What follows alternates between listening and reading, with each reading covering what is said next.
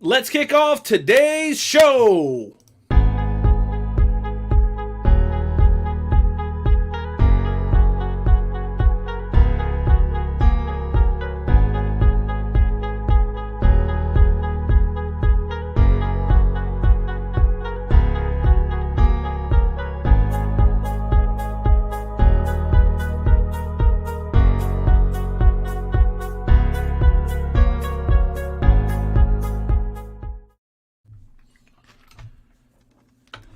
What is up? What is up? What is up, loyal members of the Wrestle Talk family?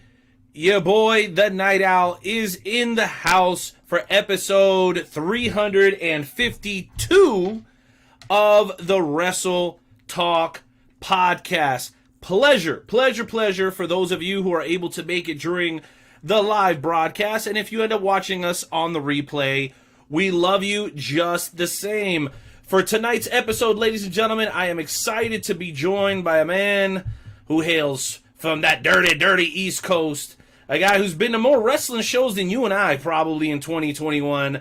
That's right, things are about to get real nasty and rugged as we welcome in our co-host for the evening, the one and only Hardcore House. That's right. What's going on, big man? How you feeling tonight, Poppy? Oh, I'm doing pretty good, Night Owl. How you doing tonight yourself? Man, I am feeling fantastic, sir. The technical issues are almost 100% under control, bro. And you know what makes me happy? That we have not given up. The production continues to improve. And big thanks to you. And big thanks to our boys over at Falls Can't Anywhere, a.k.a. Rick Ruby, Dave Ruby. You guys know him. You guys love him. He helps us as we progress in trying to get our production game up to snuff. So huge thanks to him, and huge thanks to you guys for being here for episode 352. John, I gotta ask you before we go any further, what the hell are you sipping on tonight, brother? I'm just sipping on a ice water thing. Lemonade ice water. Ice water, setting a good example for the kids, man. I gotta say, I absolutely love that. Well, we're gonna go ahead and give something a try, bro. I got my drop deal going, so I'm going to see if I can play the intro. Are you cool with that? A lot of people haven't heard the intro yet. You good with that? I'm good with that. Let's see what happens. All right, guys. I've got my second computer hooked up. I got the jingle palette going. Let's see if you guys can hear the introduction just like we will. Let's go ahead and hit it. Good evening, wrestling fans. No, that's not going to work. Dang it, John. Save me here, bro, because I'm working through my production issues. Let me see what you got.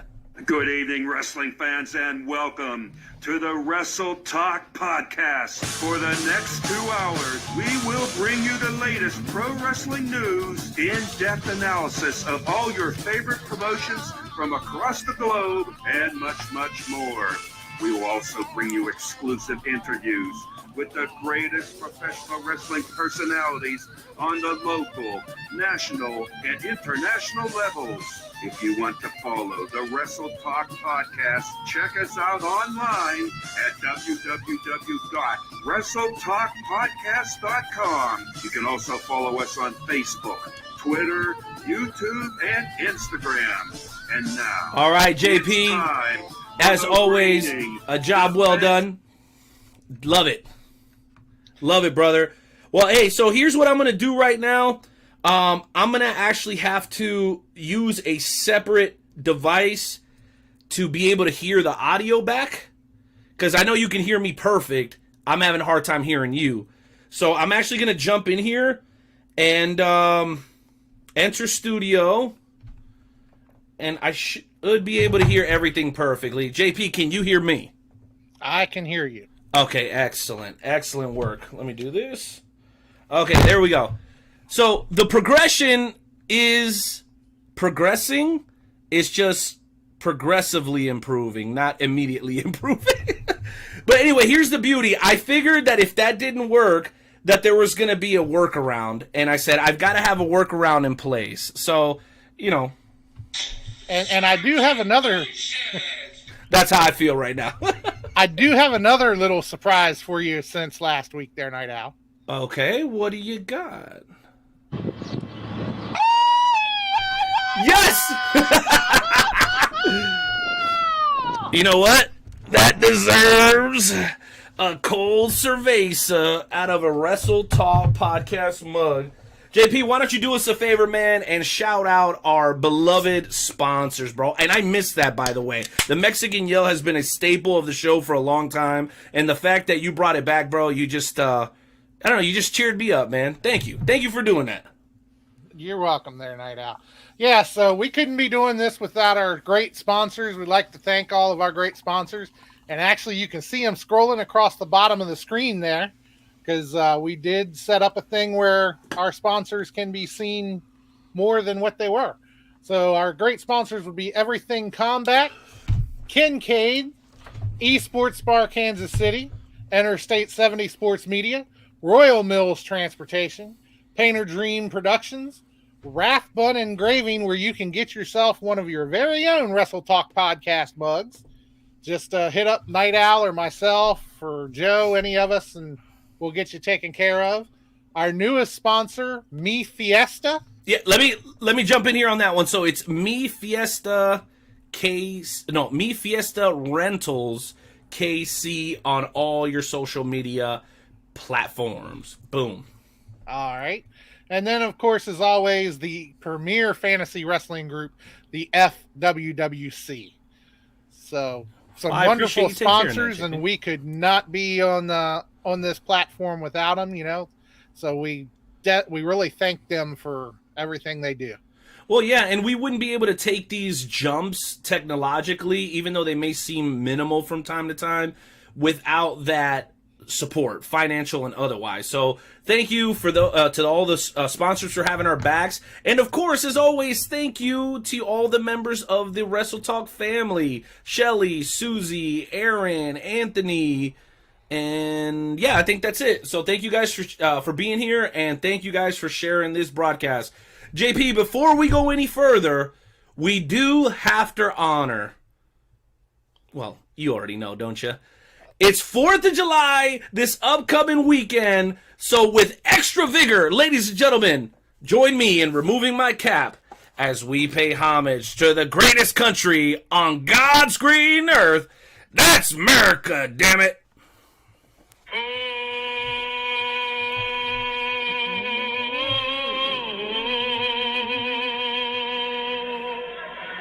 Oh, say, can you see?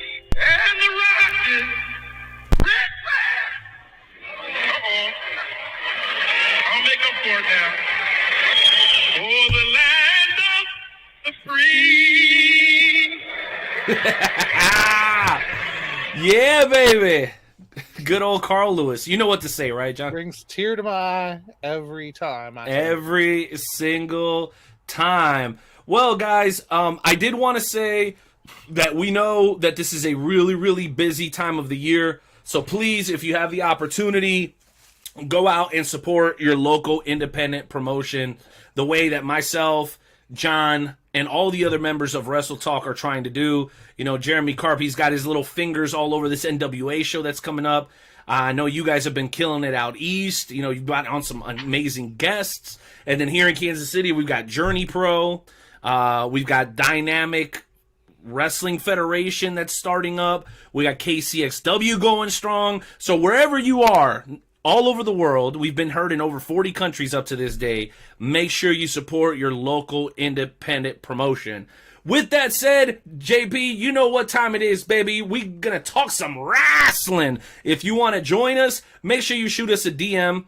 We'll send you a link, and you can join us right here on episode 352. So go ahead and do the honor, sir, and hit tonight's introduction to the Wrestle Talk Podcast High Spot segment. Mic check, mic check. Yeah! All right. Wrestle Talk Podcast. DJ Money. Yeah. Let's go. Welcome to High Spots, where we pop news like lamb chops. We dog shop, coming through the screens of a laptop. And non-stop like I want to speak with a blacktop. We hit hard like chair shots and backdrops. On the clock flash, feel like a barely fly that ass on. We up to speed by while they stay slow. Wrestle Talk Podcast. Never know when you're about to start the show.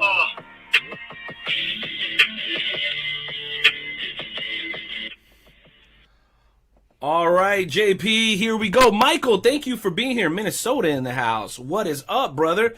Glad to see you're doing good. Thank you for the support, and it's always great to have you back. Well, JP, there's a lot going on in the world of professional wrestling, and I wanted to talk about something. Yes, it's WWE related, but something that I've been pleasantly surprised by. It's two things. You tell me if you love them or you hate them. The first thing I want to discuss is this tag team storyline with Tamina and Natalya as women tag team champions. These are two women that a lot of people have argued have been underserved by WWE in their writing. Right now, they're getting their time in the sun. Do you think they're making the most of it? And do you like the dynamic of two relatives of wrestling legends teaming up and working together to be tag team champions? And I may remind those who didn't get a chance to see Raw or maybe forgot, they actually worked together with Charlotte. So you had three descendants of wrestling legends on a team competing on Monday Night Raw, which I thought was awesome. I thought you might think it was awesome, but we won't know till you tell us, JP. What do you think of Tamina and Natalya as women's tag team champions? Oh yeah, I think it really is awesome. You know, I think that in a way it kind of shows homage to the past, you know, with their, you know, with them being relatives of former wrestlers and everything. So I think it's a good way to honor the past and really push forwards to the future all at the same time. So, you know, the way I look at it is people are always complaining about people not getting their just due.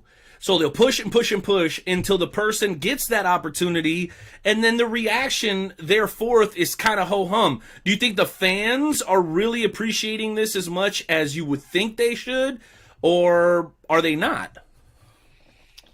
I think from the fans, it's probably a mixed reaction. Okay. I think some of them are really on board with it and liking it, and I think others are just like, whatever. Right. Well, I think it's cool. As you guys know, Tamina is Jimmy Snuka's daughter, and of course Natalya, the niece of Bret Hart, and you know her father, who's also who recently passed away, is also a pro wrestling legend. So I thought that was pretty cool. The other thing was this deal with Riddle. Riddle competing on behalf of Randy Orton, winning that like over the top deal, fighting at the end or near the end of the show, and then inevitably losing. Now Drew McIntyre is the Money in the Bank. How do you feel about Riddle, bro? Is it corny or is it good? Yeah, when they first came out with this tag team, I kind of looked at it and was like, what are they doing? Yeah, because it just didn't make sense. But the more they show it, the more I'm getting into it. I'm actually liking the tag team combination between him and Orton. I'm not so sure on him thinking he's Randy Orton. Yeah, that was a little weird. That just harnessing his inner viper. Yeah, that to me just didn't work very well. But other than that, I kind of like this tag team between the two of them. It's been kind of interesting, and I'm looking forward to see where it goes from here. Yeah, same here. Well, I also wanted to bring up two things that I'm not a real big fan of. Right now, this whole Nikki Cross, I'm trying to be a superhero. Don't call me a superhero. I'm almost a superhero. I'm kind of confused by it, and I wish that they would... I hate to say they should go backwards, but I really loved when she first came out with Sanity. She was really crazy. She would scream. She would like scratch her eyeballs out. And it's such a contrast to what we see now that it just doesn't sit well with me. How are you feeling about this deal with Nikki Cross? Yeah, I agree with you there as well. You know, I like the old Nikki better. It just, I don't think this one really fits her quite as well. And I think they should go back to the way she used to be. So it feels forced. Yeah. Yeah, I would have to say so that as well. And the last thing that's not really sitting well with me here during the High Spot segment is every single week, without fail, there's some sort of headline. insert name, AWE wrestler shoots on WWE. Every single week, insert name, after the show, Eddie Kingston shoots on. I'm like, if y'all really ain't trying to be like them, why are you always talking about them? I think AEW has carved out their own lane. I think they're doing a great job. And they don't need to influence WWE all the time. I think it's actually starting to hurt them. The rub that they were getting initially from it, I think, is now making them look a little sophomore-ish, if I could say it that way. Yeah, a little sophomore-ish to me. What do you think, John? Yeah, I think it's ridiculous to keep that thing going. I mean, to me, the more that they're mentioning AEW, the more they're putting them out there. And the more they put them out there, the more people are going to say, well, if they got to talk about them so much, what's going on over there? And they're going to go check them out. Yeah, I agree. So and vice versa. I think it's helping AEW more than it is hurting them by WWE talking about them. And like I say, vice versa, I think it helps WWE. So if they truly don't want to help each other, they need to leave them alone. Yeah, I absolutely agree, because they've both got their hands full, because both fan bases are extremely demanding. Now, I think AEW's fan base is a little bit more forgiving, but, bro, they are very demanding because they are so... They're just lukewarm on everything WWE has done for so many years that they're wanting to be amazed every single week. And from a booker's perspective, that's got to be almost a nightmare to expect for like every show literally to be better than the last. That is unrealistic, and I don't envy either of them, either company, because trying to meet those expectations on a weekly basis makes you do crazy things like hire writers that have never even heard of the wrestlers that they're supposed to be writing for. So that sort of thing. I'm sure you heard that story. Oh, yeah.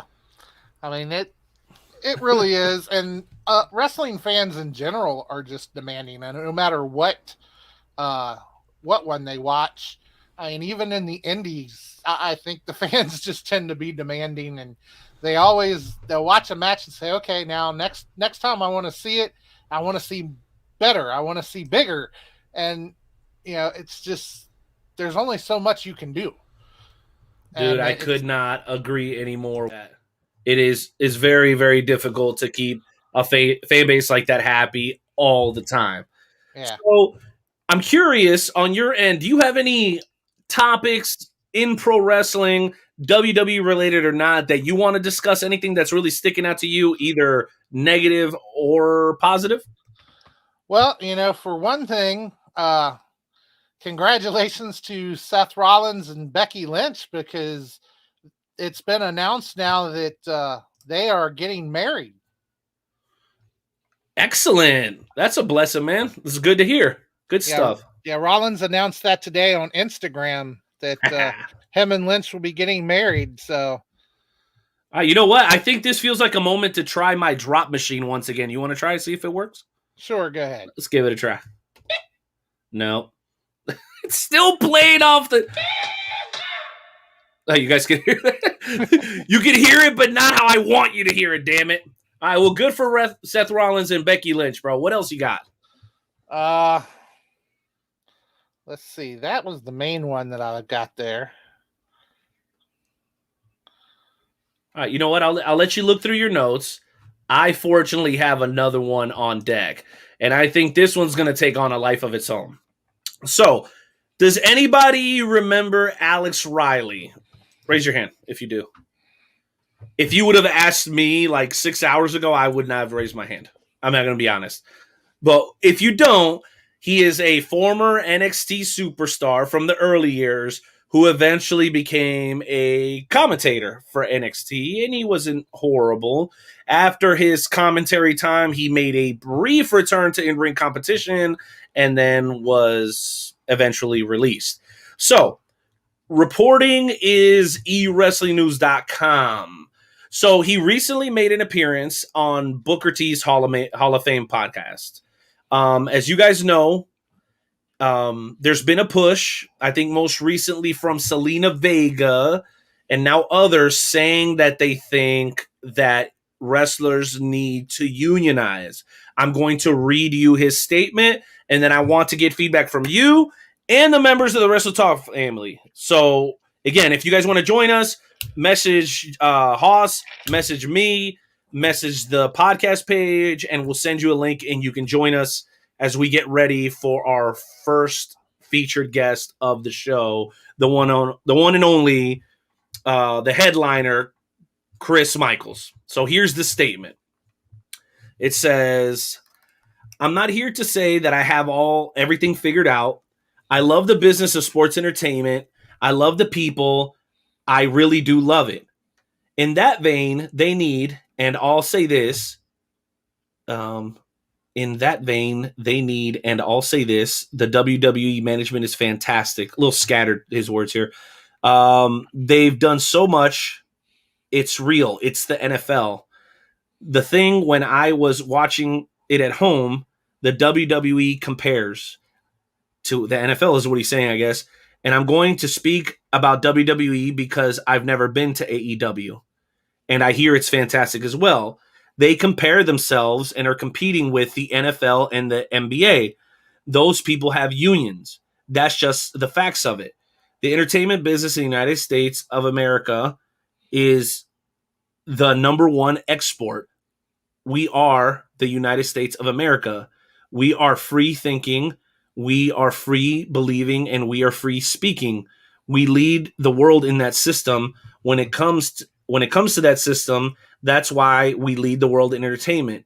It's open thought. Whatever the slang is for it, it's a real thing. And he continues here. He says, and I really feel like art of sports entertainment is one of the most beautiful artistic platforms of expression that you could have. I believe that it's going to be, if it isn't already, the future of American programming. So he goes on to say a bunch of nice things about wrestling. Here's what we need to do. He says, first of all, I would give the talent a stronger voice. That's number one. So that goes without saying. If things would be more balanced, I'm not trying to negate the fact that the person drawing the money at the gate gets the money. You give the star their money. That would make no logical sense. But the people that are supporting, the people that are trying to climb and replace that star, it would allow them to get on their feet, give them something to push off of, give them a pay structure and a belief system that allows them to stand on their own 2 feet and go after the main guy. New stars, right? People that can stand on 2 feet have a family. So his words are very scattered here. Again, this is just taken from a podcast. Here's what I'm gathering. What he's saying is, if we unionize and create some sort of pay scale, it gives guys from the top of the roster and the bottom of the roster an opportunity to provide for their families. If you're not having to worry about what you're going to put on the table, it's a lot more easy to focus on your craft. Again, this comes on the heel of just a few months ago with Selena Vega, making her case as to why she believes that wrestlers should unionize. I know a lot of industry has done it, especially the bigger corporations. John, what do you think about the idea of wrestlers unionizing? Because here in Kansas City for a short while, they didn't necessarily unionize, but they had like health insurance, full contracts at NWL. And the guys apparently seemed to love it for the most part because they had something they could lean back on and rely on. Does that create complacency? I don't know. I want to know what you think. I think I could see both sides of it. I can see that it would be helpful in some ways because, the wrestlers and everybody, they would have somebody basically watching their back, somebody that they could help negotiate things for them. And so I think there could be a help there. But I think it could also hinder them because at the same time, I think if they started unionizing, there would probably be a cap on what they can make, and it may be less than what some of them are making now. And I can see downsides to it, and I think it may even hurt the product some because they feel that they could demand more. I think. Yeah, and you know what? I think in every industry, you've got a certain percentage of employees that think they can get away with murder because they've got union representation. And in many cases, employers are forced to keep those employees on much longer than they would like because of legality. So I'm not saying it's always okay for the big corporate werewolf to have all the power, but I think that your negotiating power comes in the brand that you've built, whether you're in the WWE or you're coming in. I'll give you an example. A guy like AJ Styles, they didn't make him change his name, did they? I don't believe so. Well, that means that he had enough gusto and enough credibility built up before he got there that he could make certain demands of the company that maybe somebody who's brand new and just getting started in the system couldn't. So I guess my point is, I believe in free enterprise. I believe in people creating their own opportunity.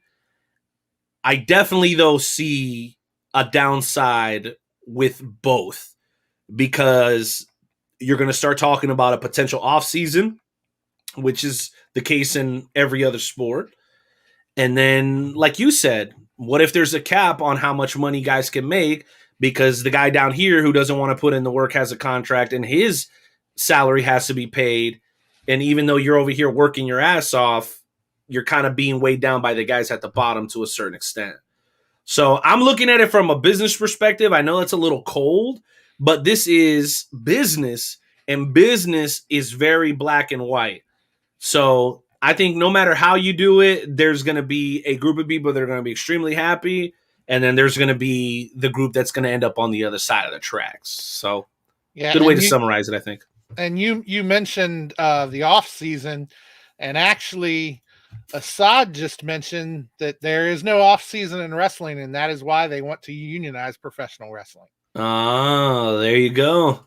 Well, if I was a professional wrestler, I don't know how I would feel about spending 300 days on the road, even if you were pay me a 6-figure salary. Like, especially if you're like a parent and, you know, kids, and that's tough. It's a tough way to make a living, no question. All right, John, well, that pretty much brings it to the end of my thoughts during the High Spot segment. Again, guys, we are waiting for our first featured guest of the show, but we do have time for you. So if you guys want to participate, just drop us a comment on the thread. We'll send you the link, and you can join us, and you can talk about any pro wrestling topic that you might be interested in. Now, as we wait for either our special guest or one of our faithful followers to join us, I did have a question for you pertaining to the FWWC. And for those who don't know, the FWWC is the world's premier fantasy wrestling promotion. That's right. Fantasy Wrestling Worldwide Chapter. Lots been going on. Big time pick'em just last week, Hardcore Hoss. How do you feel like Infinite, your brand, did at the pick'em? Well, you know, we started out by getting a whammy. You know, we got an empty box. So at the beginning, it was like, well, I guess this pick'em isn't going to go too well. But I think it ended up going in our favor. I think we came out on the better end of things, and I'm pretty satisfied with the way it went. It could have been a lot worse. You know, I could have got the boxes Infinite got. Well, talk to us a little bit about that. What did you get? What did they get? I know Inferno got the box where they had to drop a superstar. Woof. And that had to happen immediately. And I got one where there's a cross-brand match between myself and Marcus. And what's on the line for that one? I don't think they said if anything was on the line. Oh. But I know it's going to be at SummerSlam. So it'll be a match between myself and Marcus, and that ought to be interesting. You know, I've been wanting to get him in the ring for a long time. and he's always seemed to dodge me every time I've tried. So, Whoa. Are you saying Marcus Mayhem is dodging you, sir? Because that's what I think I just heard you say. hey, he's always seemed to do it. Every time I've challenged him, he has either come up with an excuse that he could not do the match, or he'd agree to the match and then something would get changed down the road, and now we're not going to have our match. So it seems he's always weaseled away out of it. So wait, you've never faced Mayhem? I ever? have faced him one time that I remember. And how did that go? I won. Oh, so you have a winning record against your opposing general manager, Marcus Mayhem. So right now, yes, and like I said, I've wanted to get him in the ring for a long time. Ever since we were a tag team and he turned his back on me, I've been ready for him. And I know that doesn't surprise you one bit. Marcus Mayhem is known for that type of shenanigan.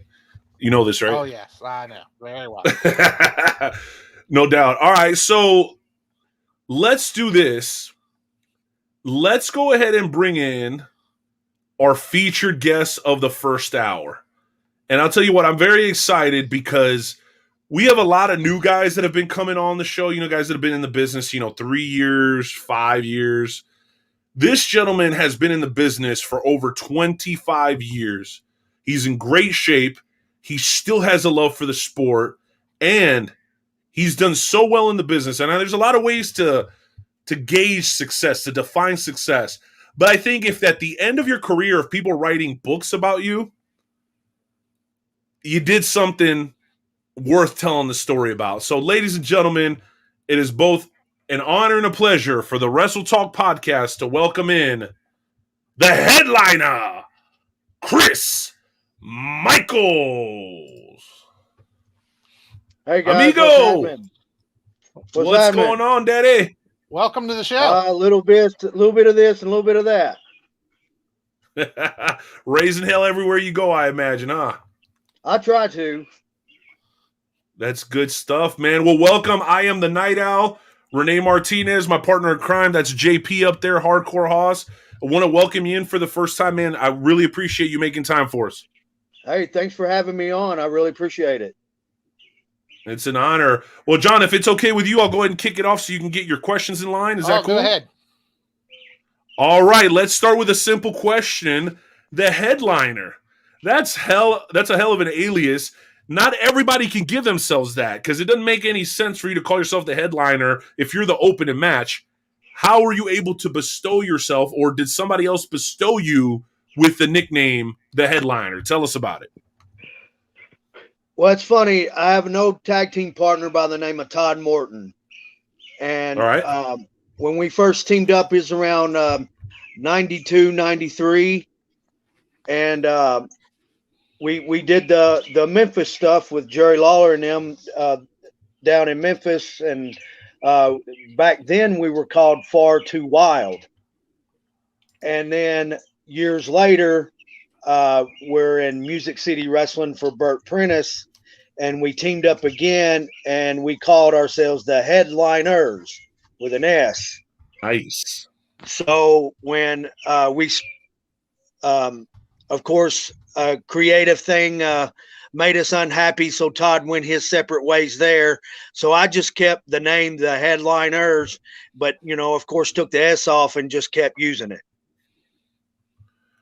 Dude, that's badass. So you were able to carry something that was a part of a very important tag team in your career, and you kept it, and you're still rolling with it today.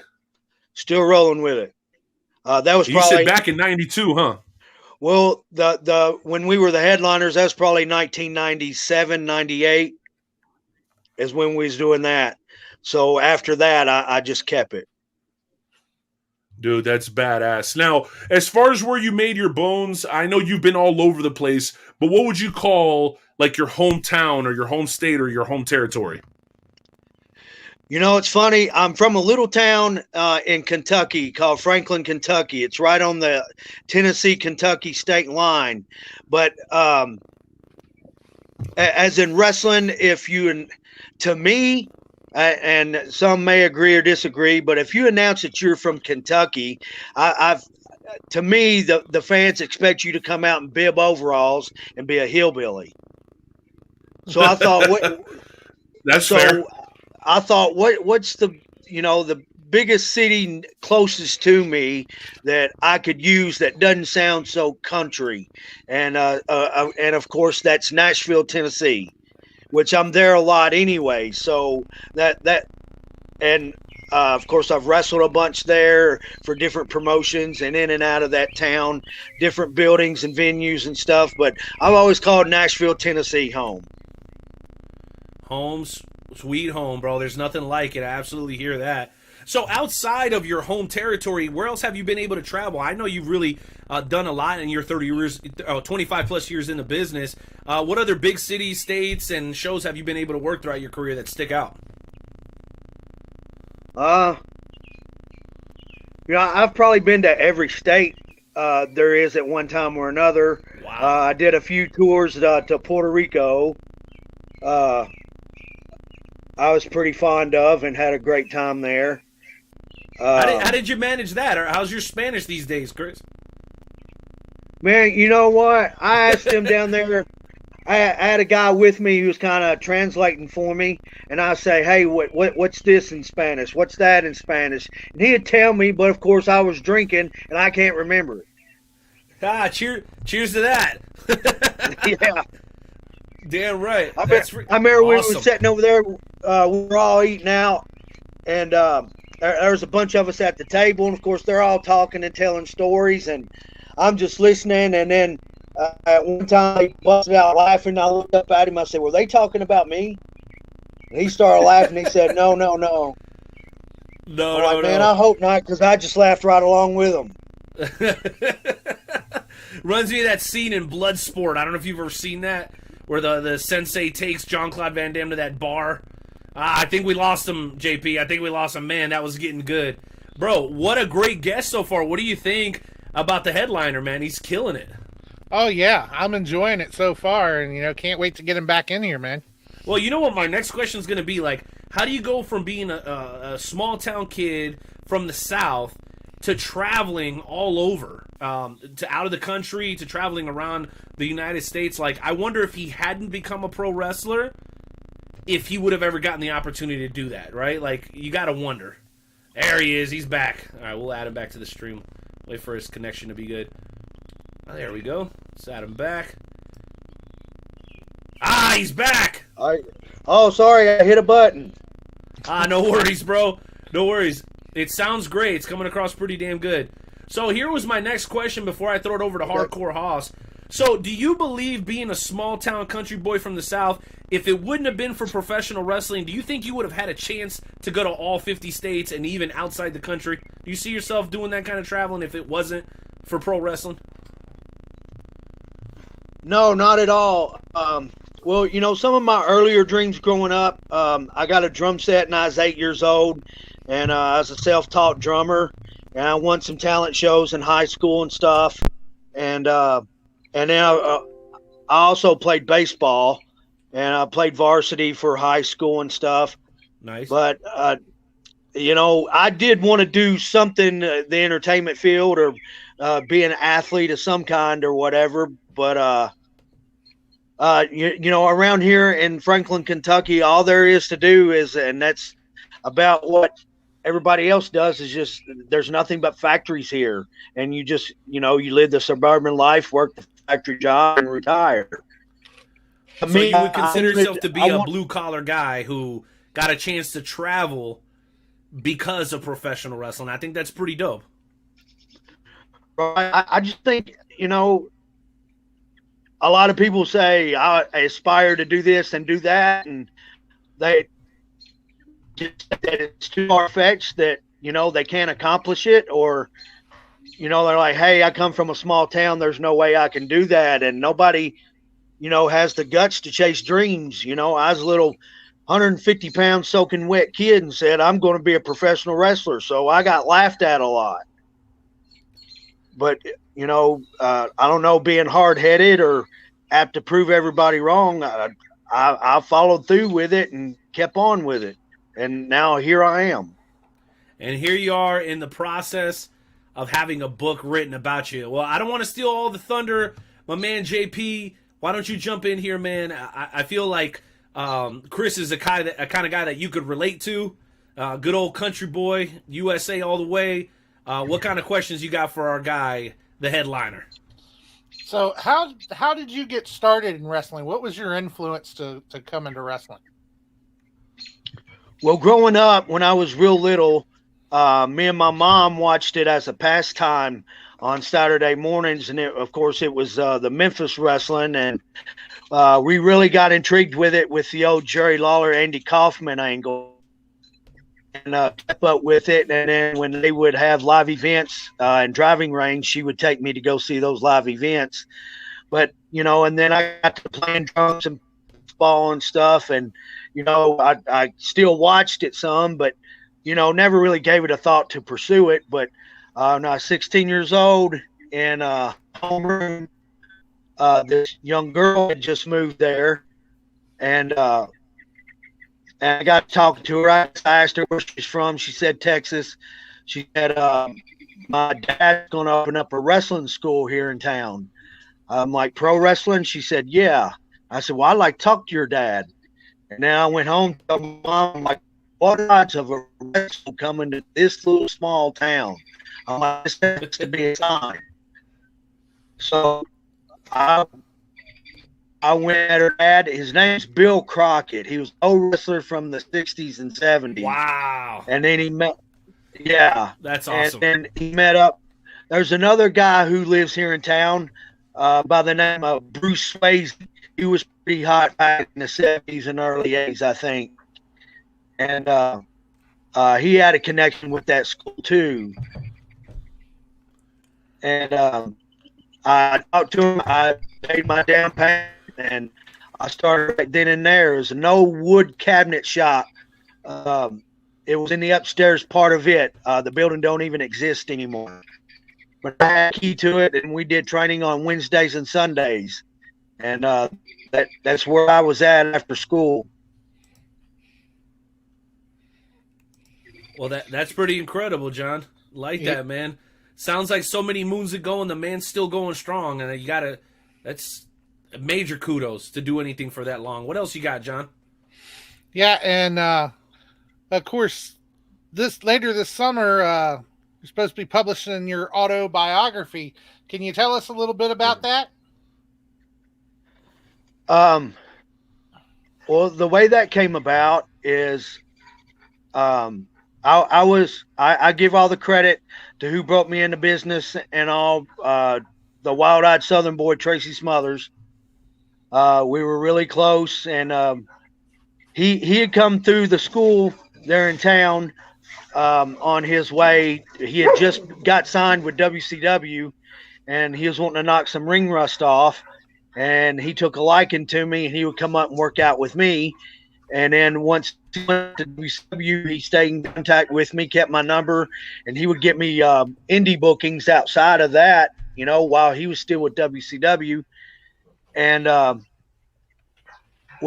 then, later on in life, we ended up having the same attorney. And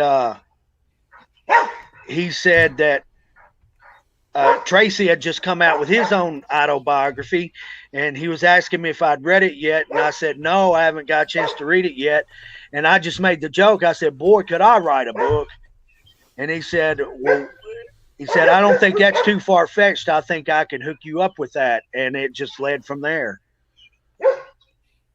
Wow. Referencing Tracy Smothers. We got some stories about Tracy. Right, John? Oh, yeah. That's our guy. Rest in peace. So we definitely look forward to the autobiography coming out, and definitely going to check that out. There's a lot of we hear there's a lot of stories about your experience as a professional wrestler and the highs and lows and everything. Are there any of the stories that you might be able to share with us? We don't want to give too much of the book away. Right. Just a teaser. Well, speaking of Tracy Smothers, there's a lot in there about him, of course. But I'll tell you one, I was on the road with him full time from around 2000 to 2002. And that was probably the busiest time of my career, which I was in OVW at the time. And so I was getting a lot of work with the WWF at that time too. And then so when me and Tracy would hit the road, you know, we were doing okay, but we were staying busy night after night after night. Like sometimes we'd have 2-3 months without a day off. But, you know, we still wasn't making the big time money as the contract guys. So we would hit up a Ryan's Steakhouse or a buffet style type restaurant. And what we would do is we'd wear our jackets and our fanny packs into the restaurant. And once we would finish eating our meal, we would go back to the buffet and fill our plate up with like chicken and stuff. Because we were trying to keep up with the Jones, you know, to keep our protein intake and not have to eat out all the time. So we would squeeze that breast or pieces of meat in fanny packs and back before we walk out. Loading them in there, Daddy, like a kangaroo pouch. Yeah, we would get out to the car and he said, "I got 8. How many you got?" I go, "I got 6." and then we'd put them in our Tupperware containers and you know, hit town. Then we'd do the same thing there. Jeez Louise. Hey, you got to do what you got to do to survive. Right. Then we made the joke one day. He said, "Can you imagine us walking into a restaurant with black trench coats and black sunglasses and saying, 'Hey, we don't want your money. We just want your chicken,' and call ourselves the Chicken Bandit?" Dude, hey, but that's what you got to do on the road to survive, man. That's like Right, guys going straight dollar menu for a week out there on the road these days. I mean, it's changed, but it hasn't, you know? Yeah, trying to eat healthy and keep up with those other guys, you know, that can afford all the protein shakes and all the healthy meals and all that. You know, if we'd have done that, we'd have went broke. So we just trying to think of something we could do to keep our protein intake and you know, stay eating healthy a little bit without going broke. So we're smuggling chicken. Jeez Louise. Dude. All right, well, you know what? I know you've got a bunch of stories, and people have to check out the book. I think it's going to be authored by John Cosper. Is that correct? That's correct. All right, cool. So we did have a question from a fan, actually 2. Number 1, was that your dog barking? So obviously it is. Can you tell us what kind of dog you got? Because we're dog lovers on this show. I myself have a rescue. We talked about this with a deathmatch wrestler a few weeks ago. What kind of dog you got and why? Well, I'm outside on the front porch, all right, and I got the headphones on, so I thought it would drown them out. But I've got a German Shepherd and a boxer having a fit at another boxer across the street. So you like the bigger breeds? Because I'm a pit bull guy myself. Well, I'm a boxer fan myself, but the German Shepherd belongs to the missus. Oh, that's her baby. Is he one of those big ones, big tall ones? Yeah, he's black and tan, not those guys are traditional big. color. And they're super smart. Yeah, she's the protector of all the kids. She follows him around anytime they're in the yard. So when the kids are outside playing, she's basically our built-in babysitter. Dude, that's awesome. Yeah, our pup is like that too. She's very, very protective. All right, so I want to jump to another question, which is brought to us by a listener as well. So you've had a lot of matches in your career. Can you maybe name drop a little bit some of the people you've had a chance to wrestle? Because I know your list is like bananas, all the people you've had a chance to work against and work with. Right. Well, I'm not one for name dropping and all that. I know there's a lot of other veteran guys that do that stuff. They name drop all the time and tell who they was with. But just to name a few, when I was doing a lot of work for WCW around 94. Okay. I got the pleasure of working with Steve Austin, Vader, Booker T. I had several matches there with William Regal. WWF, of course, Jerry Lawler. I've had several matches with him, worked with him a lot. Haku was one. William Regal again there. I've been in the ring with Terry Funk, Dory Funk Jr., Greg Valentine. Wow. That's just to name a few off the top of my head. I'm sure there's more, but that's who all comes to mind right this second. Oh, that's awesome, and thank you for sharing that with our listeners. I was curious though, and the big names are great and all that, but is there anybody that you've wrestled in your 30-year career that you just felt like, man, this person is destined to be a star? Maybe somebody who didn't quite make it necessarily, quote unquote, make it, that you felt was just an outstanding worker that was one of your personal favorites? A couple off the top of my head. My old partner from OVW and opponent there was he went by the name of Sexy Sean Casey, which we never really had a name a tag name in OVW, but after the fact, we called ourselves the Legend Builders since we worked with back then it was Brock Lesnar, Shelton Benjamin, Randy Orton, John Cena, and all those guys. Like Kenny Bolin in that whole little group? Yeah. Which they're like, oh, we heard you train those guys. No, we didn't train them. They were training there at OVW, but we would have matches with them on TV and then go out back with Cornette and we critique the match for them to help them. Hey, you should have done this, should have done that, could have done this, could have done that type thing. That's how we helped them. We didn't actually, train them like in training school. Right. We had matches with them on TV and then would give them some pointers after the matches. But Sexy Sean Casey was one of them. Another guy, he did have a lot of success in TNA, but, I thought he could have got his due better there, or maybe, WWE look at him, when he was in his prime was Chase Stevens. Wow. Well, those are some great names, and we're real big on that here on the Wrestle Talk podcast. I know there's a lot of shows that'll spend the whole 2 hours, Chris, talking about, main eventers, WWE, but we do things different here. We like to cover like the Cauliflower Alley Club guys. Does that make sense when I say it like that? Does that make sense? Because there's like this whole wave of talent that the mainstream fan doesn't know about, and that's kind of why we created this show, because we know that there are guys, and you won't say this, but what you did is you were John Cena, Brock Lesnar, Randy Orton, Dave Bautista. You were kind of like their vets. Maybe you didn't necessarily play a hand in directly training them, but if you're working them and then critiquing and they're taking that feedback and doing something with it, that makes you their vet. Am I wrong? Right. Am I speaking out of turn here? Because that's how I see it.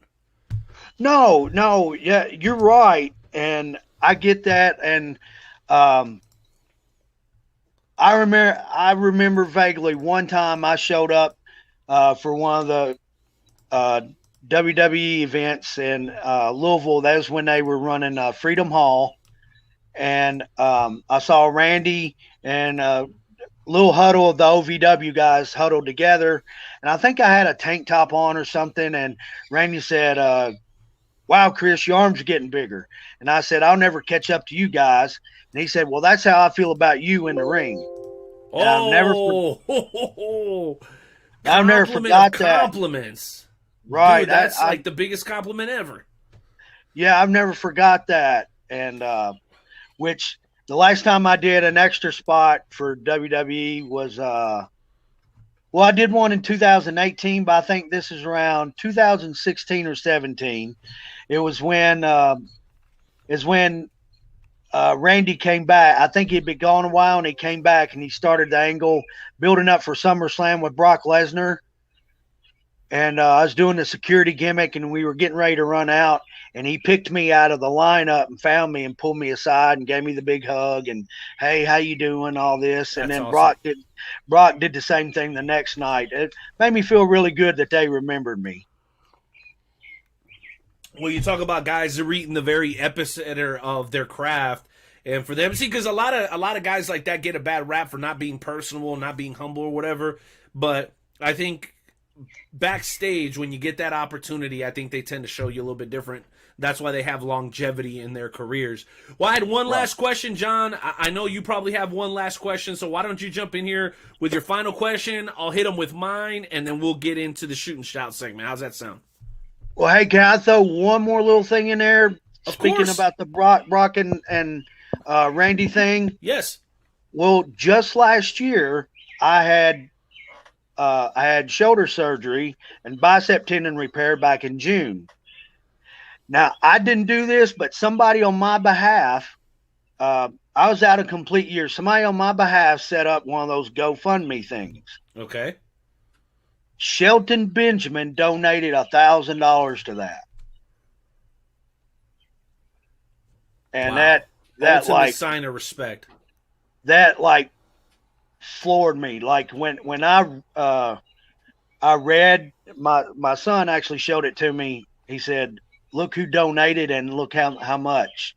And when he did that, man, I started bawling like a baby. Like I could not believe that he did that. Wow. And I just wanted to throw that out there, and which I got his phone number and all, and because we reached out to him to tell him thank you, and it was much appreciated, and all that, and I even texted him and sent him a picture like, "Hey, I'm back on track because you helped me out," and so forth, and but I had to throw that in there that that he did that for me, and I'll never forget it, and I'm truly grateful. Well, man, I'm so glad that you shared that. Again, a lot of these guys get a bad rap for being arrogant, and maybe they don't give you enough time when you pay the $30 to do a meet and greet. But at the end of the day, things like this show me that they're just like us, and then if you catch them in the right moment, they're actually pretty damn good guys. Right. Thanks again, Chris. That's good stuff. John, JP, Yeah. Hardcore Hoss, what do you got for us, man? Last question, make it count. Well, one question I always like to ask people is if you could book any match you wanted, your dream match. I mean, I know you've wrestled a lot of people out there, but who is one person that you would absolutely love to wrestle that would be your dream match to book? That's a tough one. And you're talking about a name, right? Like superstar. It can be anybody. Yeah, anybody. Your personal favorite or whoever, right, John? Yep. I'd say it'd be a toss-up between Kurt Angle and Shawn Michaels. Oh, And I'm leaning more towards Kurt Angle. Which, you got two different versions of Shawn Michaels before he had the back injury and when he came back from the back injury. I feel he was two totally different wrestlers then. But I would have really liked, if I'd have been given the time to train and get myself in tip-top shape for him, I would have loved to have tested my skills against Kurt Angle. wow.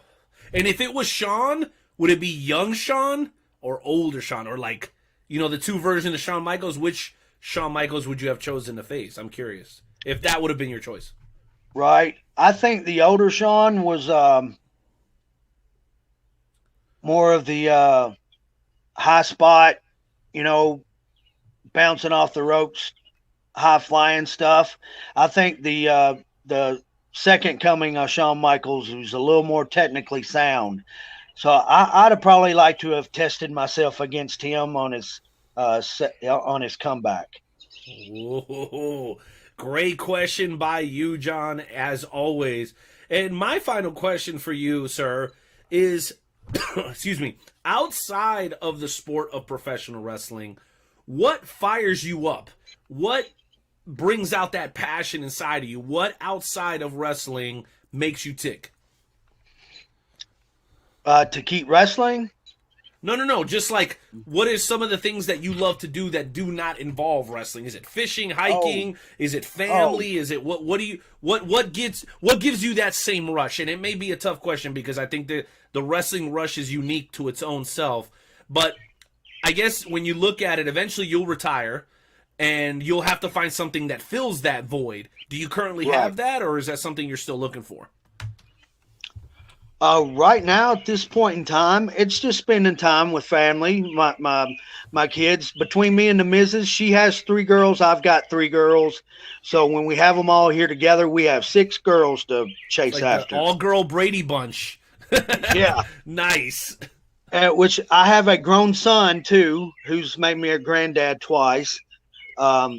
He's more or less my best friend instead of my son, and we love hanging out. Which we meet at the gym in the mornings. That's our time together. I just love going to the gym, working out, and spending time with the girls. But as far as a hobby or something after I retire, we got a building out back that we're going to clean out and stuff. And I was kind of wanting to dibble dabble and playing music again. So like Nice. buy me a What's new your drum instrument kit. of choice? Are you a guitar guy? No, I play drums. Nice. Yeah, I like to, just for fun, not try to get a band together or anything. But, I like to play along with some of the, I was a 80s hair bands guy. So I like to play along with the songs and all that. And just to play music again, we're going to make like my own music room and set up some different things in that building out back. And I don't know, something like that. I never was really good at bowling or anything, so I won't join a bowling league or anything. But just spending time with family and stuff like that.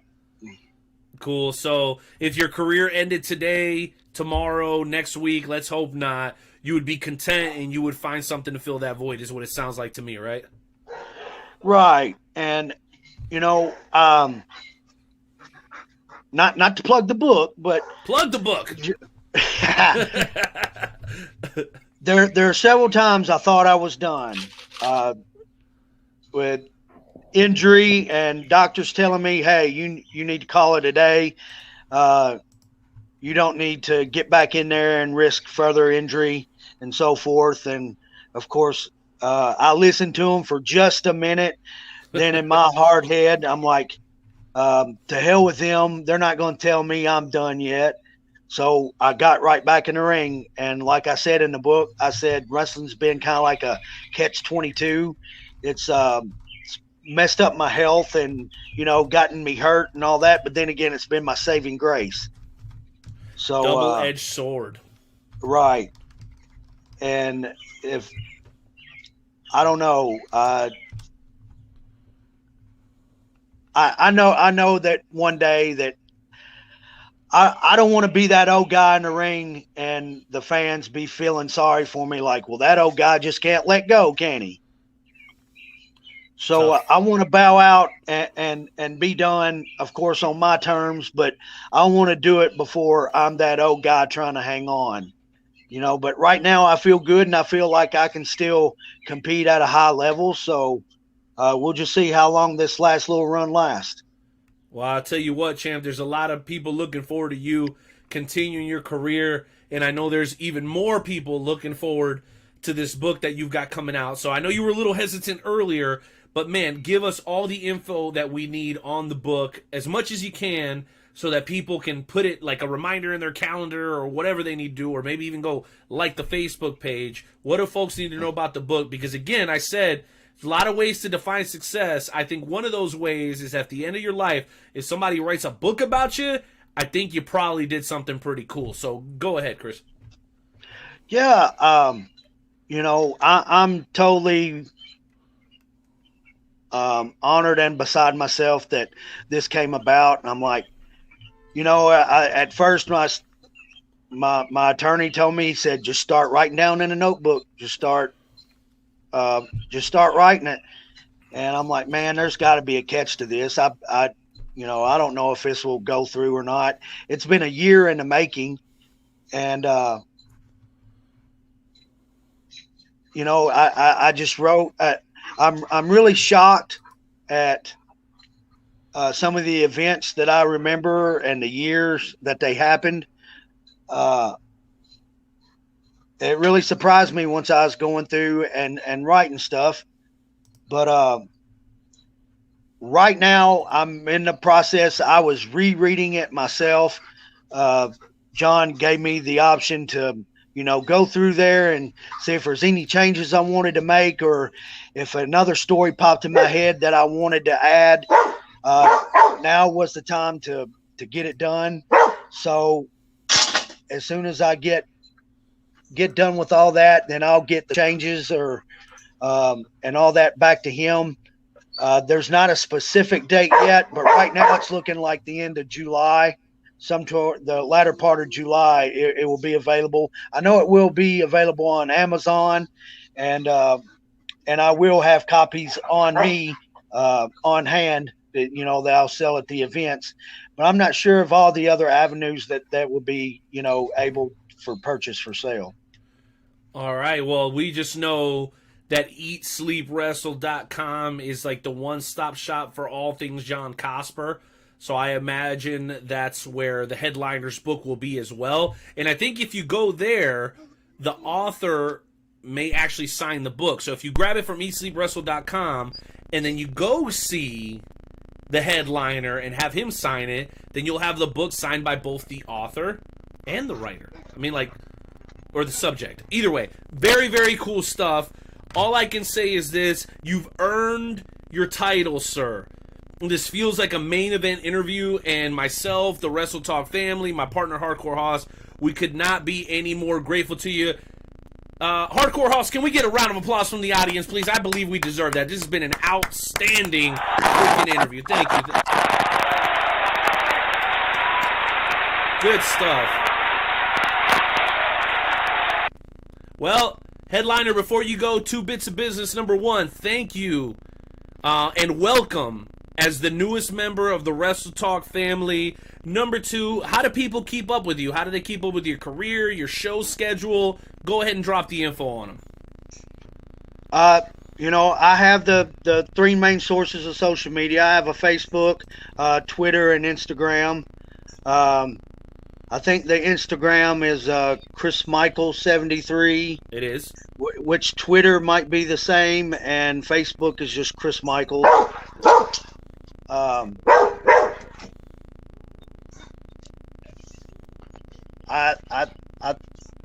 think that's about the extent of social media right there.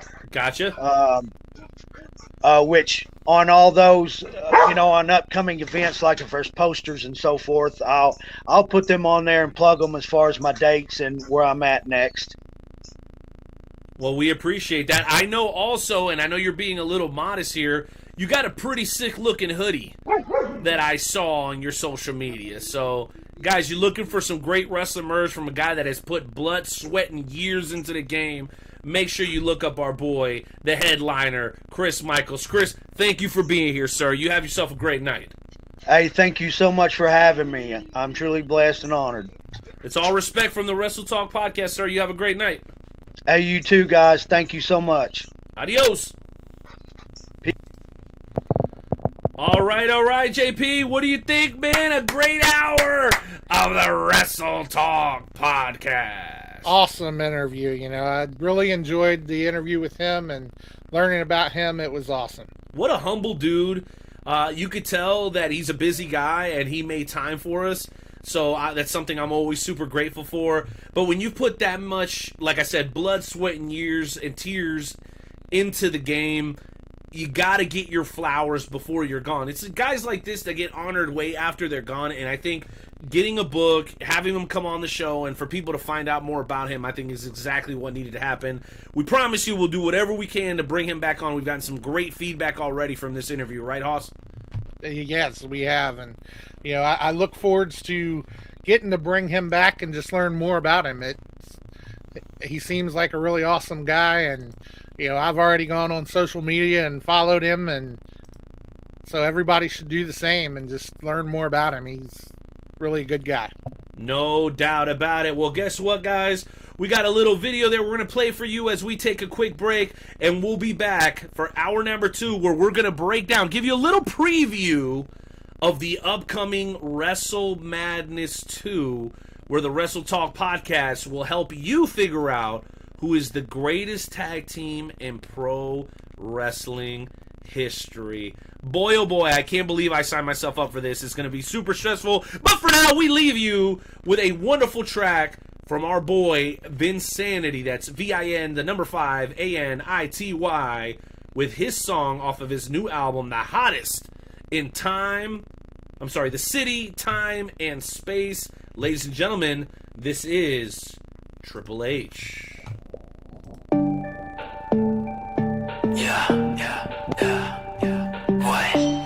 What? Hey, Reeks, let's get. I'm in the club like what? Do you wanna get with me? I'm in the club like yeah. Do you wanna get trippy? Triple H. I'm tripping like Triple H. Even when it gets late, my whole team stay awake. Yeah, Triple H. I'm tripping like Triple H. Even when it gets late, my whole team stay awake. Yeah.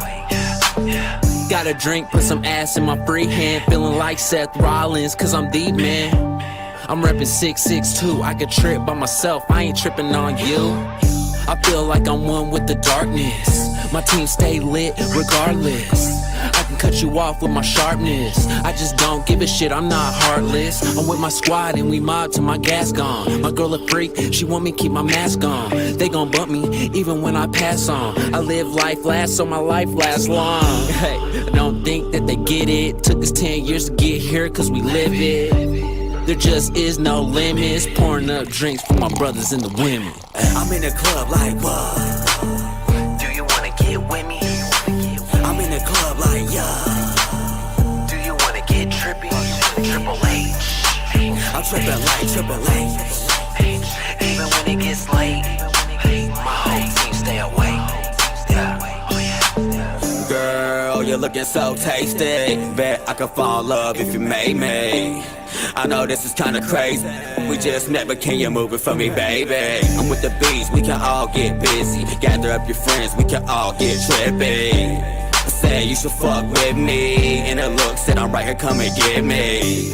I mean, you're so damn sexy. The way you move it on the floor with your bestie. I can pass the test if you test me. When you're around, it kinda seem like I'm the best me.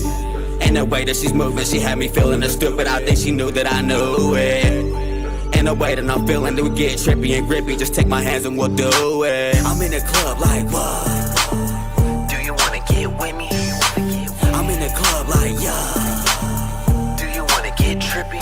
Triple H. I'm tripping like Triple H.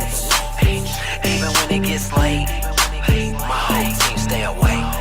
Yeah, Triple H. I'm tripping like Triple H. Even when it gets late, my whole team stay awake.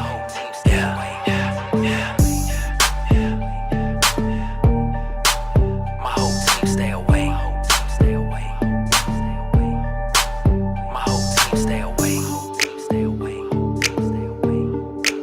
My whole team stay awake.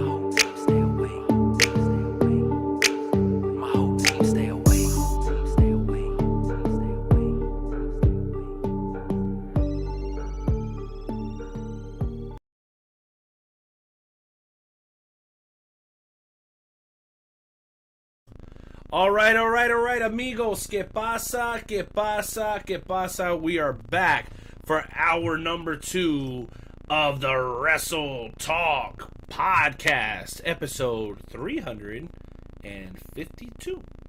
John, welcome back, bro. What did you think about the first hour of the show? I thought we had an extraordinary first hour. Uh-oh, still muted, big guy. There we go. Is that better? Hey, yeah, much better. Thank you. Helps when you turn your microphone on. Yeah, not a bad idea. But yeah, we had an extraordinary first hour. I absolutely loved talking with him. So it was an awesome interview. Well, you know, here's my thing. Like, when you've been in the business for that long, I think you get to a point where like everything becomes so mundane. It's like another interview, dude. I've done like a million of these, and I've done, you know, dude. No, that's not how you have long-term success, in my opinion. I think in order to really be able to have long-term success, you have to be passionate about what you do. And there's no question, bro, that the headliner has earned that nickname. And now he really legitimately, like, is headlining where he goes. He's fighting for heavyweight championships. If you guys saw the poster, you can see he's got a pretty little, I think it's the USA Championship wrestling belt that he's got around his waist. So the way I look at it is, if you care about what you do, it shows. People don't have to guess. People don't have to wonder.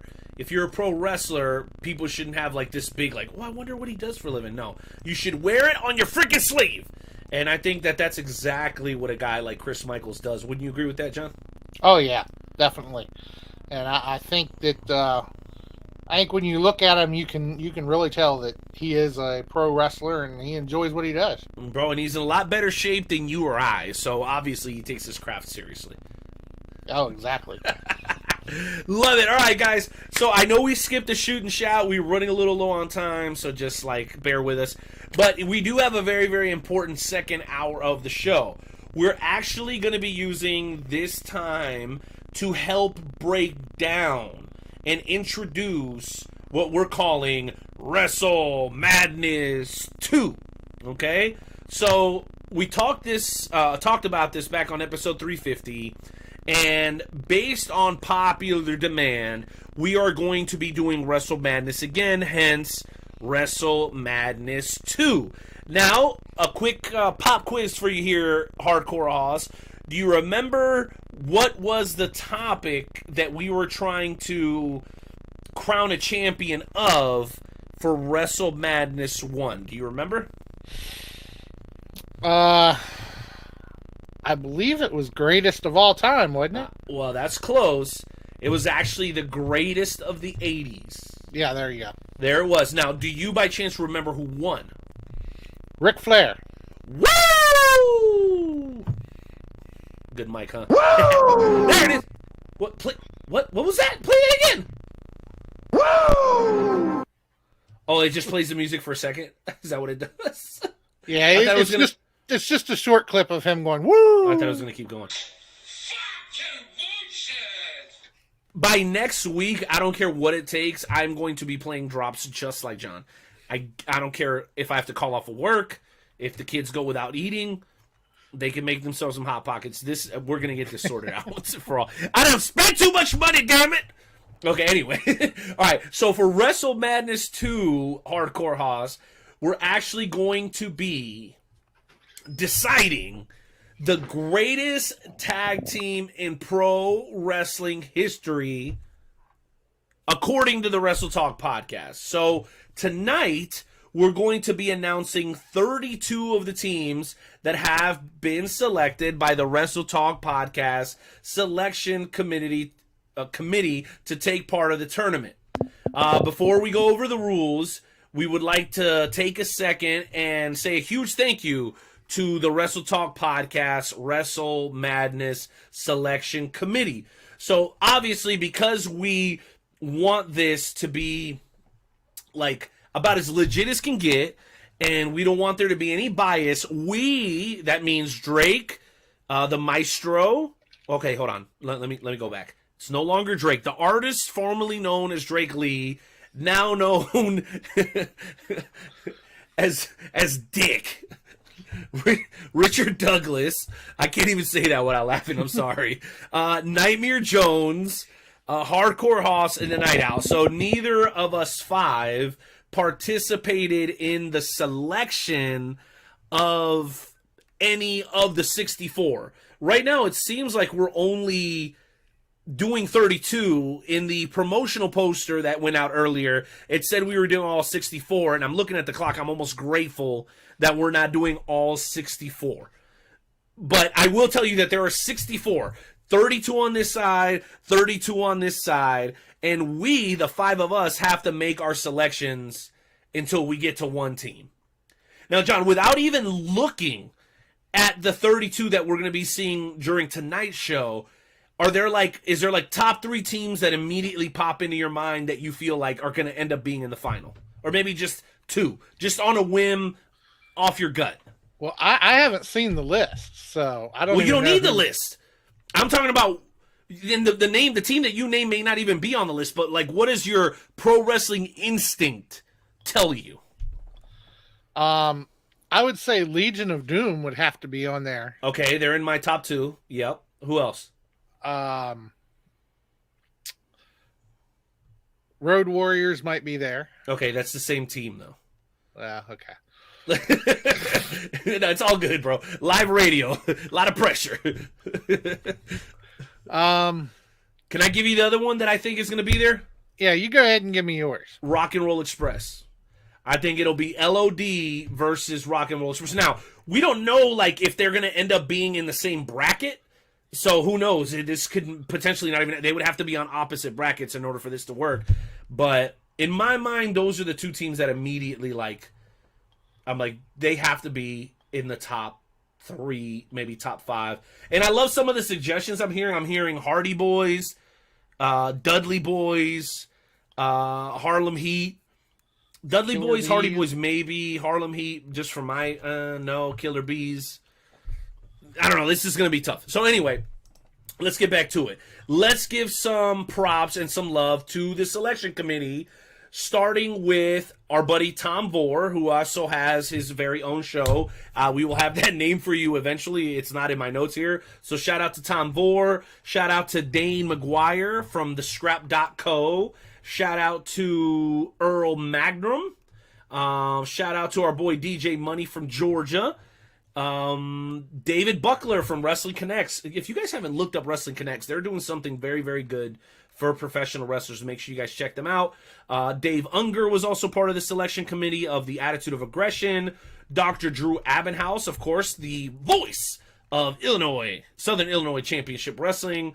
Our buddy out on the West Coast, West Side, repping Oregon, Jeff Manning, and of course, our media relations director of Dynamo Pro Wrestling, also program director here on the Wrestle Talk Podcast, the one and only, the illustrious Luke Skywalker Roberts. So thank you guys so much for your hard work and helping us select such a great field. But eventually I think I'm going to have heat with some of these guys because one of my favorite teams is going to be left off, John, and there's going to be hell to pay. I'm just telling you right now. Somebody's gonna get it. Anyway, we'll see. Are you gonna be like Dick Douglas and fire somebody? No, see, but the thing is, all right. So I was watching the show from last week, and Jeremy Karp was like, "I'm gonna give the Night Owl so much shit. I like him. I don't know why, but I'm gonna give him shit." And then the Ethernet cable thing ended up working like freaking perfectly. From that point forward, he had like almost zero lag. So I haven't gotten a thank you yet. I think he was expecting to be able to talk trash, and then he had nothing. So, take that, Maestro. Which, as a matter of fact, I think he'll be here later for the Game Show Challenge. That should be fun. Yeah, I hear he's supposed to be popping in sometime this second I wanted hour. him to host the whole show with us so I could trash him about it taking him 6 months to buy a $4 Ethernet cable. But I'll just have to wait till he shows up, I guess. Well, you know how it is. It takes him 3/4 of an interview to pop in. So. You know. Is there a Gotti drop? Can I get that thing? Where? Hold on. Let me try. Shots fired! That's even better. God, I can't wait till my soundboard works. I can do a whole show telling you guys how hard I work for my soundboard to work, and this is all I got. What's up, Dad? And it's still playing off my my secondary laptop. Somebody save us. Okay, anyway, let's go back to the There it is, right? All right, so here we go. Tonight we're going to announce all the first round matches for Wrestle Maddness 2. We will not be giving you our selections. We're just going to announce the matches. Does everybody understand that? Can I get a nod? Okay, works cool. for me. That works for you. Okay, awesome. On next week's program, we will be discussing all of these matches live on the Wrestle Talk Podcast. So let's not take any more time and announce the brackets.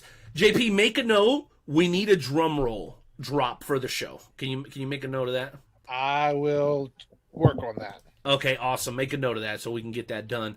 And thank you guys for all the comments. I would love to see more of you guys sharing the broadcast as well if you have the opportunity to do so. But we got people watching on YouTube, and we got people watching on Facebook, and it looks like the Maestro just came out of the closet. Only because his closet door is open. That's the only reason I said. Jokes for days. Oh my gosh, you guys have no idea what the Maestro is holding. Maestro, for acoustics, you might want to close that closet door behind you. I'm just letting you know right now.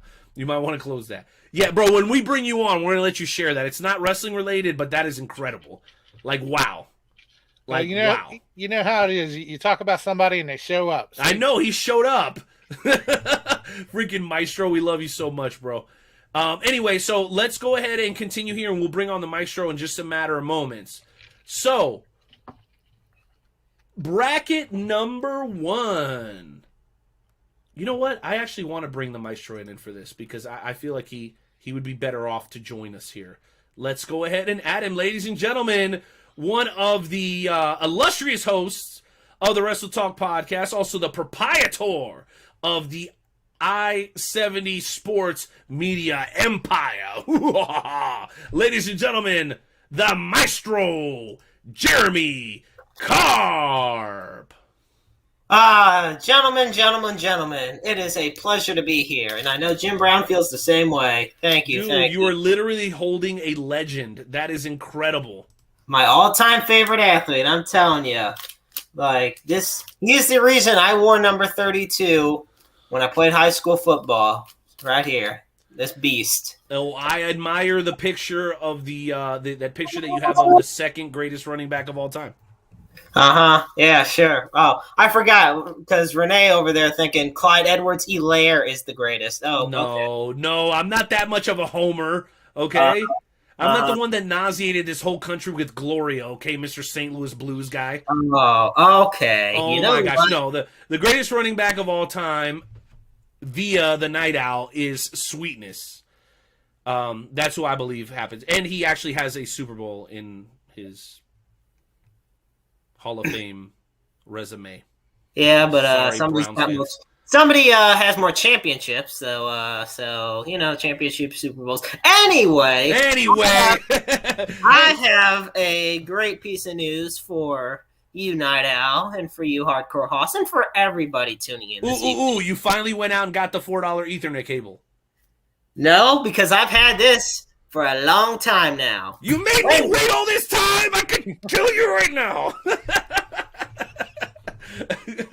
Gosh, you're lucky I'm 200 miles away from you, brother. No, I'm just kidding. What do you got, man? Share away. So, I was actually just doing some work for my roommates downstairs because the Maestro is all moved in. Hey, can we get a round of applause? Yeah!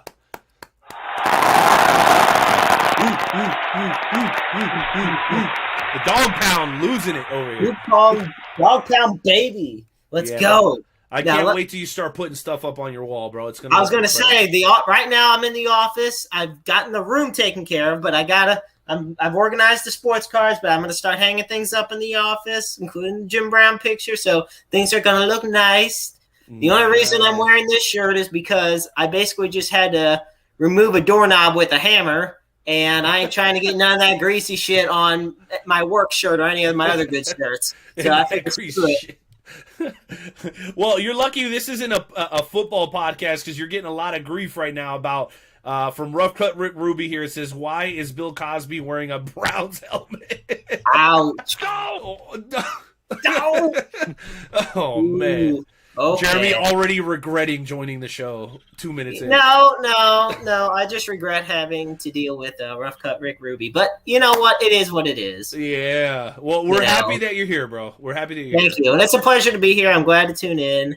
And I believe you wanted to talk some Wrestle Maddness. Yes, bro. I got the breakdown. Are you ready for the first bracket? All right, I'm ready. What we got? All right, members of the Wrestle Talk fam bam. Let's go ahead and look at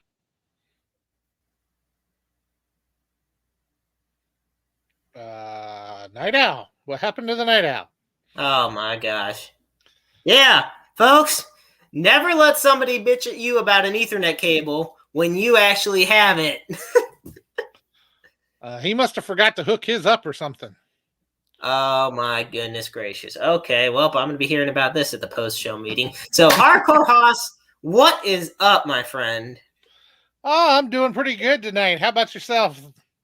I'm doing pretty good. Another lovely day in paradise. I was watching some clips from Raw last night. MVP and Kofi Kingston poured their heart and souls out in an amazing promo. I mean, Kofi Kingston's definitely one of those guys you can always get behind. And which is why when the New Day were heels for a brief period of time, it was just weird to see. So I'm definitely glad they took the route, made them who they are today. And Kofi Mania 2.0, baby. It's running wild. Oh, yeah. Did you happen to catch any of our first hour there, or were you? I was. Let me tell you something about that first hour. I was reading the comments and I was getting the messages from the guys in the back. I heard nothing but praise for how things with Chris Michaels went. So I'm definitely going to have to check the first hour back out and see how amazing it was. Oh yeah, we had an awesome interview. He is a great guy, and Well, that's look forwards to having him back sometime. So Hey, Speaking which of one of you people guys coming booted back- me? Hey, Night Owl. You know what you can do to fix that? It's not that hard, Chico. Just a little 4-foot long Ethernet cable is all you need. Bro, have I told you how good I'm getting at throwing kunais? Have I mentioned that to you? No, what was funny is I got a message from Dick Douglas, and he goes, "Hey, Chico," and then all of a sudden my connection failed. So I'm starting to feel like maybe I was sabotaged. He'd get you, man. I tell you, he's got it out for you, no matter what. That little punk. Well, he hasn't been here for weeks, and he's still got the audacity to disrespect the Night Owl. I can't believe it. I actually can't. That's because you're not kissing his ass like Nightmare Jones is. I'm not going to. And then he turned on Nightmare Jones. He did, which he deserved. I can tell you that he is not here currently to boot you off, because if he was here, it would sound something like this.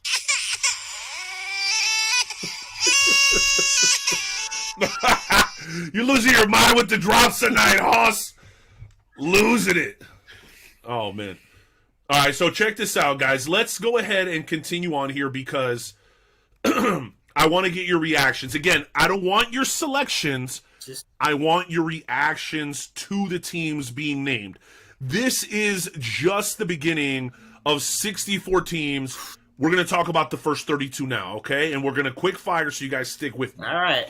One of the first round matchups in bracket number 1 are the aforementioned Road Warriors versus the Nasty Boys. Then, for bracket number 1, round 1, we will also have the Young Bucks facing off against Ray Stevens and Pat Patterson. Ooh. Then, we'll have the Dudley Boys versus the Rockers. And to finish off bracket number 1, for round number 1, we will have Demolition versus Terry Gordy and Steve Dr. Death Williams. Jeremy, are you surprised with any of the teams in that bracket? You know what? There is only one that surprises me. And honestly, well, first off, we already know who Nightmare Jones is going to pick on one of those brackets, so we don't have to worry about that. But having Dr. Death Steve Williams and Terry Gordy on there, I mean, that is a very hot take on the greatest tag teams bracket for Wrestle Maddness. But I also do have to say I am glad the committee put Pat Patterson and Ray Stevens in there. That was one that's always been underlooked or overlooked by wrestling historians. I think they got a good shot to do some work in this. So far, I mean, I like that first set of matchups. Okay, no major complaints. And Hardcore Hoss for you, sir. Oh yeah, what matchup intrigues you the most in that bracket? Probably the second matchup. I mean, because that one seems like it's going to be the closest one for me. Okay, the second one. Let's see which one you said here. So the Young Bucks versus Ray Stevens and Pat Patterson? You think that's going to be the closest one? A lot of contrast in style there.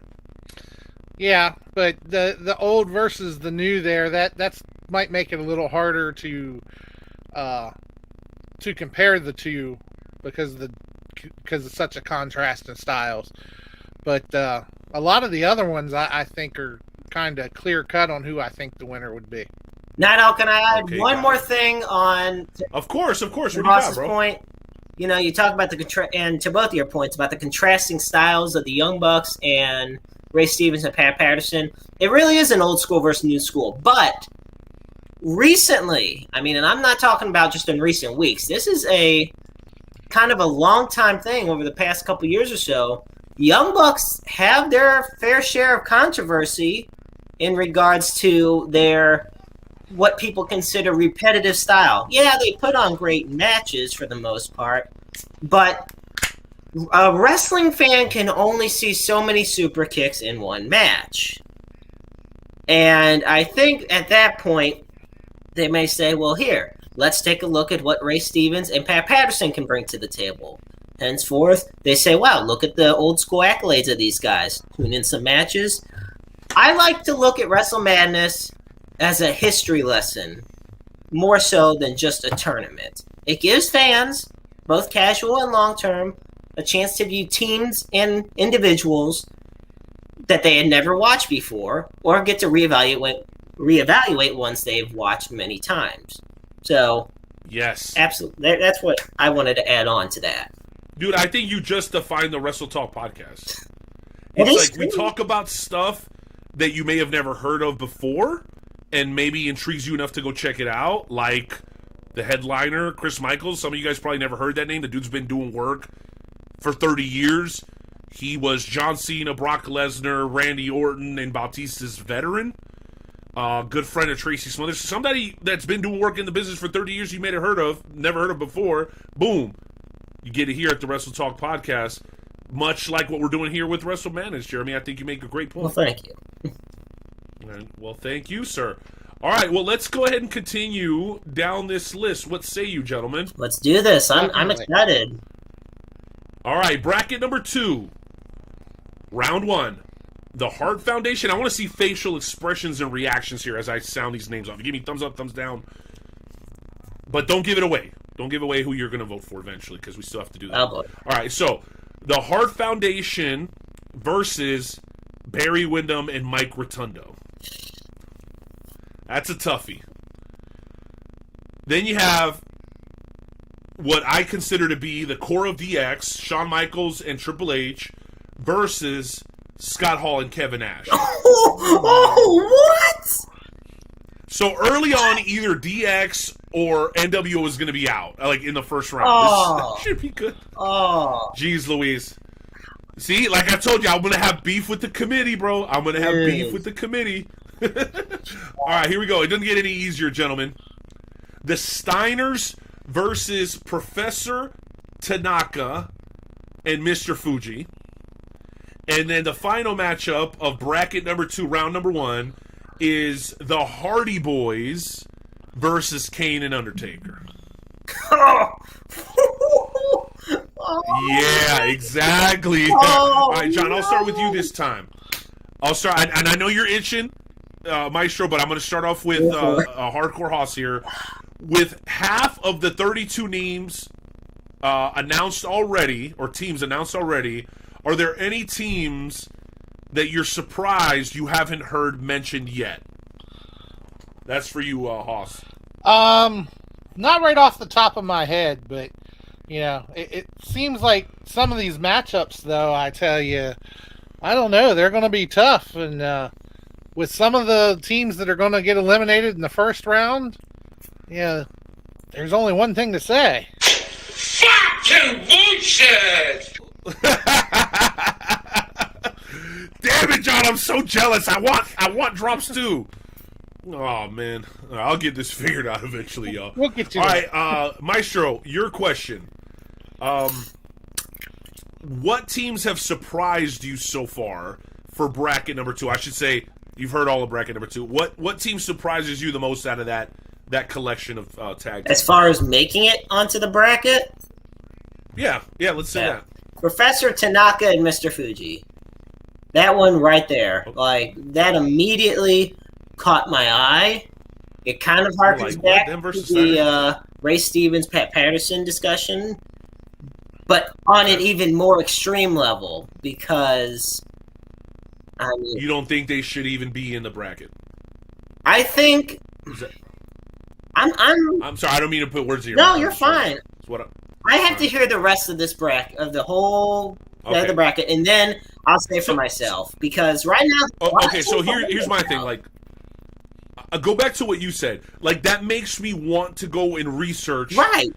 Toru Tanaka and Mr. Fuji. Like, what is it? Something that I just don't know?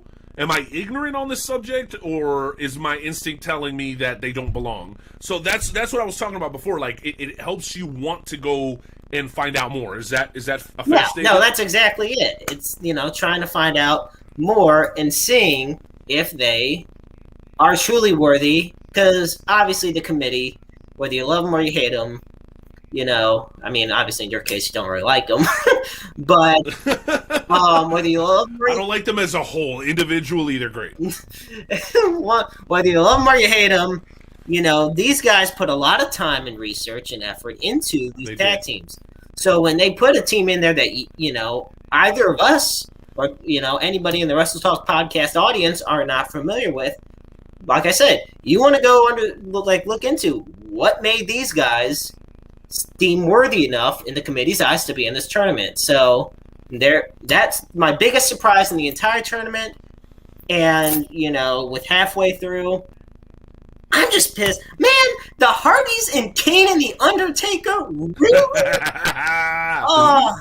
The committee is evil. And by the way, we have their names and we know where they live. So, yeah. That's we can hunt down the committee. Just because I look but they have a very difficult job. Just because I look let's all agree minutes on that. farther from where I used to doesn't mean I can't get there any less faster. Calm down. Gotta relax, maestro. All right, last question before we move on to the next bracket. And this one's for you, Hoss. Which matchup in bracket 2 intrigues you the most? Again, Hart Foundation versus Barry Windham and Mike Rotundo. Shawn Michaels and Triple H versus Scott Hall and Kevin Nash. Steiners versus Professor Toru Tanaka and Mr. Fuji. Or the Hardy Boys versus Undertaker and Kane. Which one intrigues you the most? Probably Scott Hall and Kevin Nash with that matchup there. Versus yeah. DX. That's going to be a hard one to pick. It really is. Both of them just they did a lot with those tag teams, and both tag teams are so notable, and it's really going to be a hard one to pick. It absolutely is. All right. Well, with that said, let's go and move on to the next bracket. Man, it's like getting better as we go How about along. we get one more thought on things and bring Mr. Nightmare Jones in? Dude, I dig that. If he can get his camera settled and he doesn't have his cat or some weird stuff going on in the background, I think we'll let him in. Jonesy, better late to the party than not showing up at all, right, Daddy? I know you can see me. Just settle your camera, bro. Settle your camera somewhere. There we go. He's coming back. Yeah, my guy. Yeah, message him real quick, if you don't mind, Hoss, and let him know we just need him to set his camera down in one spot and not walk around, and we should be able to get him on. All right, cool. With that said, let me go and jump into bracket number 3 because we want to finish up on time today. Maestro, be ready for this first matchup because I think your head's about to explode. So, round 1, bracket number 3, Edge and Christian versus the New Day. I'm done. Maestro's leaving. Oh, Josie, we want you back, Daddy. We just need you to make your presentation look good, Daddy. You know how I am. We got to make sure we look sharp. There he is. Jonesy. Jonesy. Let's bring him in. Ladies and gentlemen, the originator, the creator of the Wrestle Talk Podcast, the very first host in Wrestle Talk Pad history, and quite frankly, probably 3rd or 4th in the most handsome guy on the show. Ladies and gentlemen, the one and only from the FWWC, Nightmare Joe. What's up? What's going on? How's everybody doing? What's up, handsome? How's everybody doing? We're good, man. We're great, man. Thanks for joining us. Nice to see you. It's going to be a lot of fun. You all were talking about this Wrestle Madness, and you can't talk about Wrestle Madness without having Nightmare Jones. Now, come on now. I completely agree. What do you guys think? I mean, he is the OG of the WTP. You gotta have him on for this. Gang, gang! I love it. Jonesy, are you ready to keep going with this Wrestle Madness? Let's go. Let's do this. All right, let's keep this party going then. All right, so let's get back to the list here. Here is the first match of bracket number 3, round 1, in case you guys missed it. And again, we're not making our selections right now, Jonesy. We're just discussing the matchups. That's it. Okay. You got that? Cool. All right. Match number 1. Edge and Christian versus the New Day. Ooh. Okay. Matchup number 2. The British Bulldogs versus Midnight Express. Oh, Wow. that. Okay. All right, and now I want everybody to be sitting for this next one. And Jeremy Carp, no sharp objects. You got that? Okay, yeah, he just put down his snow globe or something. All right. It's a screwdriver I was using downstairs. Okay. I knew you had sharp objects in your hand. Okay, here we go. The Fabulous Freebirds versus the Von Erichs. What? How can you do that? No, no, Oh, no. no. And for the sake of our committee, we will not be publishing addresses. Says the night owl.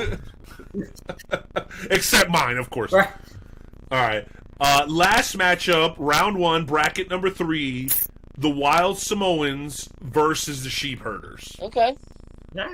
All right, so first question goes to you, Nightmare.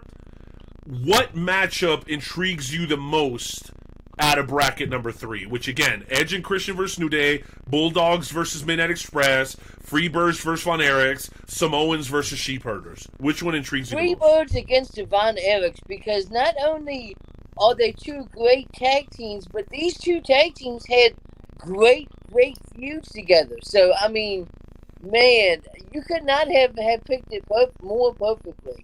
So, that was going to be a tough one. So check this out before I move on to the next question.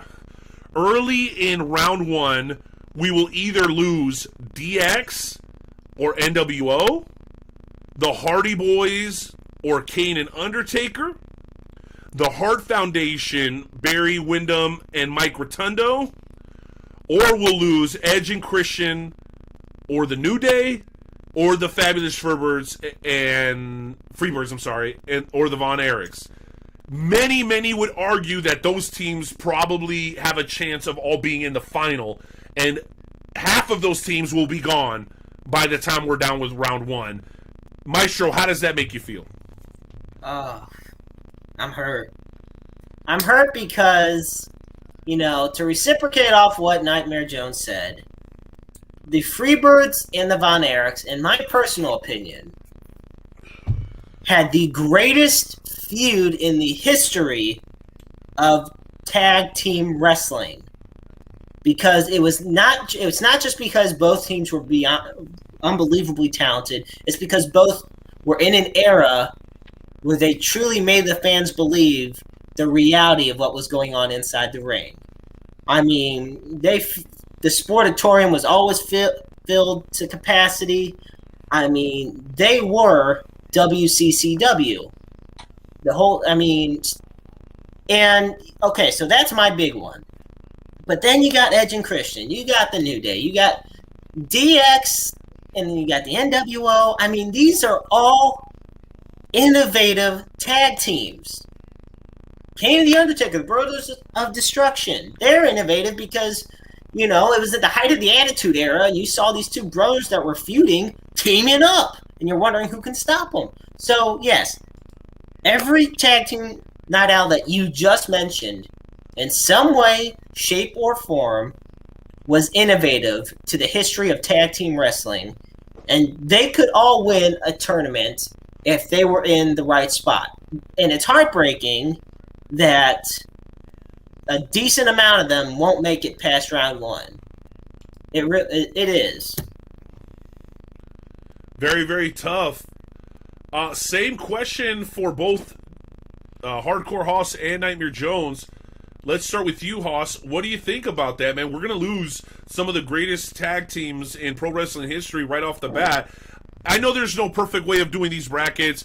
The NCAA has been trying to figure out for years. The NBA has been trying to figure out for years. So there's no perfect way of doing this. But I think this is the most sensible way. How do you feel knowing that we're going to be losing some tremendous teams so early on? You know, it's like Jeremy said, it's absolutely heartbreaking to see some of these teams go out in round one with the contribution that they have made to tag team wrestling. Tag team wrestling would not be what it is today without a lot of those teams that are put together, and it's going to be hard to pick. It really is. And so I look forward to seeing which ones make it, but it's really going to be a tough decision. No doubt about it. And we would absolutely love to hear from the members of the Wrestle Talk family as well. Jonesy, same question for you, bro. How do you feel? It's got to be a little tough to see some of the favorites going out so early. We don't know who just yet. None of us have cast our vote. And again, for the record, the committee is completely separate from the people that are making the selections. We have our committee, who we'll thank again at the end of this broadcast, but then we have us, the hosts, that'll be making the picks. That's Dick Douglas, Nightmare Jones, the Maestro, Hardcore Hoss, and of course, yours truly, the Night Owl. How do you feel about that, Jones? Man, you know, there's so many good tag teams that are going to be taken out, but you know, it is what it is, and by the end of the night, we're going to have one tag team, and I already know who that tag team is, but I'm not going to say. Oh, nice. I like the confidence, Jones. Absolutely digging that. All right, so let's do this. Let's go ahead and move on to the final bracket of round number one. You guys want to do that? Let's do it. All right, let's go ahead and do that then. All right, so we have the Rock and Roll Express versus the Hollywood Blondes, Brian Pillman and Steve Austin. That's a good one. Team number 2, bracket number 4, round 1. The Mega Powers versus the Funks. Ooh, okay. Matchup number 3, Harlem Heat versus Eddie and Chavo. Okay. All right. And the final matchup of these 32 teams. Again, we have a 64-team bracket. This is just half. Round 1, bracket number 4, Arn Anderson and Tully Blanchard versus Jack and Jerry Briscoe. Wow. Okay. So, without a doubt, making these selections is going to be very, very difficult. Let's go ahead and start with the Maestro. Maestro, out of this bracket, what team surprised you the most? That is a really tough one. There was a lot of interesting ones. All very deserving. Again, Rock and Roll Express versus Hollywood Blondes, Mega Powers versus the Funks, Harlem Heat versus Eddie and Chavo, and Arn and Tully versus Jack and Jerry Briscoe. I have to go with, as great individual performers, two of the greatest individual wrestlers of all time. I'm surprised that the Hollywood Blondes are on there. And like I said, it's nothing against either Steve Austin or Brian Pillman. It's nothing against them as a tag team. But when you match them up, I feel like they're more notable just because of who they became as singles wrestlers. Not so much. I think that's fair. I think it's just because, hey, this was what Steve Austin did before he became Stone Cold Steve Austin. Hey, this is what Brian Pillman was wrestling, who he was wrestling with and what he was doing before he became Loose Cannon. That's how I look at it. I mean, and one thing I noticed in that bracket for round 1, how many family members did you have? You had the Briscoes. You had Los Guerreros. and you had the Funks. And Harlem Then Heat are their Harlem Heat. brothers. And then on top of that, you had two guys, them being Hulk Hogan and Macho Man Randy Savage, who were arguably the two biggest stars in the WWF at the time of them being the Mega Powers. That's why they put them together at that time. Mhm. So The most unforgettable handshake in history. Oh, dude. Getting the chills all again. Right. So Sorry. to have It's my childhood, bro. exactly, man. And so out of all of them, those legendary families, and then you have the Mega Powers. Like, you just got chills when we talked about it. But do you get that type of vibe when you just talk about the Hollywood Blondes? When you talk about Stone Cold, yes. When you talk about Brian Pillman, yes. But the Hollywood Blondes, that's my surprise in all this. Okay. Gotcha. Well, Jonesy, next question for you, man. I know this is really, really hard because we did Wrestle Maddness one where we picked the greatest wrestler of the 80s, and I know we had a lot of knockout, drag-out, hair drags. Yeah. Get it? Hair drags. Hair pulls. Go buzzing. All right, so let me ask you this then. We asked Jeremy who surprised him the most. Which match intrigues you the most? The Mega Powers match, more definitely, just to see where everybody's going to go. But my number one question is, where's Demolition in this tournament? I know that there. Well, bro, there's a whole nother side. Okay. All right. I knew it. And Nightmare Jones, if you didn't include Demolition, so. Right. Well, I'll tell you this. That's actually the next question, and it was meant for Hoss, but I've got another question for him. So go ahead and answer that one, Jonesy. Is there a team that you feel like you haven't heard named yet that you feel should be besides Demolition? Put you on the spot. Hold on, who? Legion of Doom, the Road Warriors. Okay, they were part of bracket number 1. It was the Road Warriors versus the Nasty Boys. So you came in slightly after that. Okay. Yeah. Okay, so who else? The Brainbusters. On Anderson. Oh wow, great team. Yeah, on Anderson and Charlie Blanchard. K-Name Connection, Rick Martel. Man, well, you know what? There's only 32 slots left, Joe. So, like me, I'm sure you're gonna find something that you're gonna want to pick a bone with the committee. So we'll wait to get there, and if we get a chance to host next week, I'm sure we'll get plenty of heat going towards the committee. Because I was talking to Skywalker, and I'm pretty sure that with a 64 team limit, that there's going to be some team that we feel that should have been on there that's not on there. Like for me, one of my favorite teams ever is the Briscoes ROH. Are they going to make this bracket? Oh man, I don't know. Here's one I thought of. One more quick. What about GOD? Gorillas of Destiny. Right. New Japan Pro Wrestling. They've held the IWGP Tag Team Championships more than any other team in history. Are they on this list? And if they're not, somebody's getting hurt. What'd you say, Jones? Enzo and Cass. Hey, here's one that I thought of. What about Rocky Johnson and Tony Atlas? Oh. See? Ooh. All right, well, let's let the man get in here because we're all talking over each other now, and I love it. I love the banter. Them boys. I got to put up that message real quick. Oh, man, Johnny Dawes knows what's up with them boys. Yeah. John, a lot of information. What do you think about this final bracket? It's filled with a lot of talent, a lot of family, a lot of controversy. What are your general thoughts on bracket number 4? Because it's a good one. Tough one. It is. It is a tough one, and there's going to be some close calls in this one as well. And, you know, just I don't know how things are going to go. It just really is going to be a tough bracket to choose from.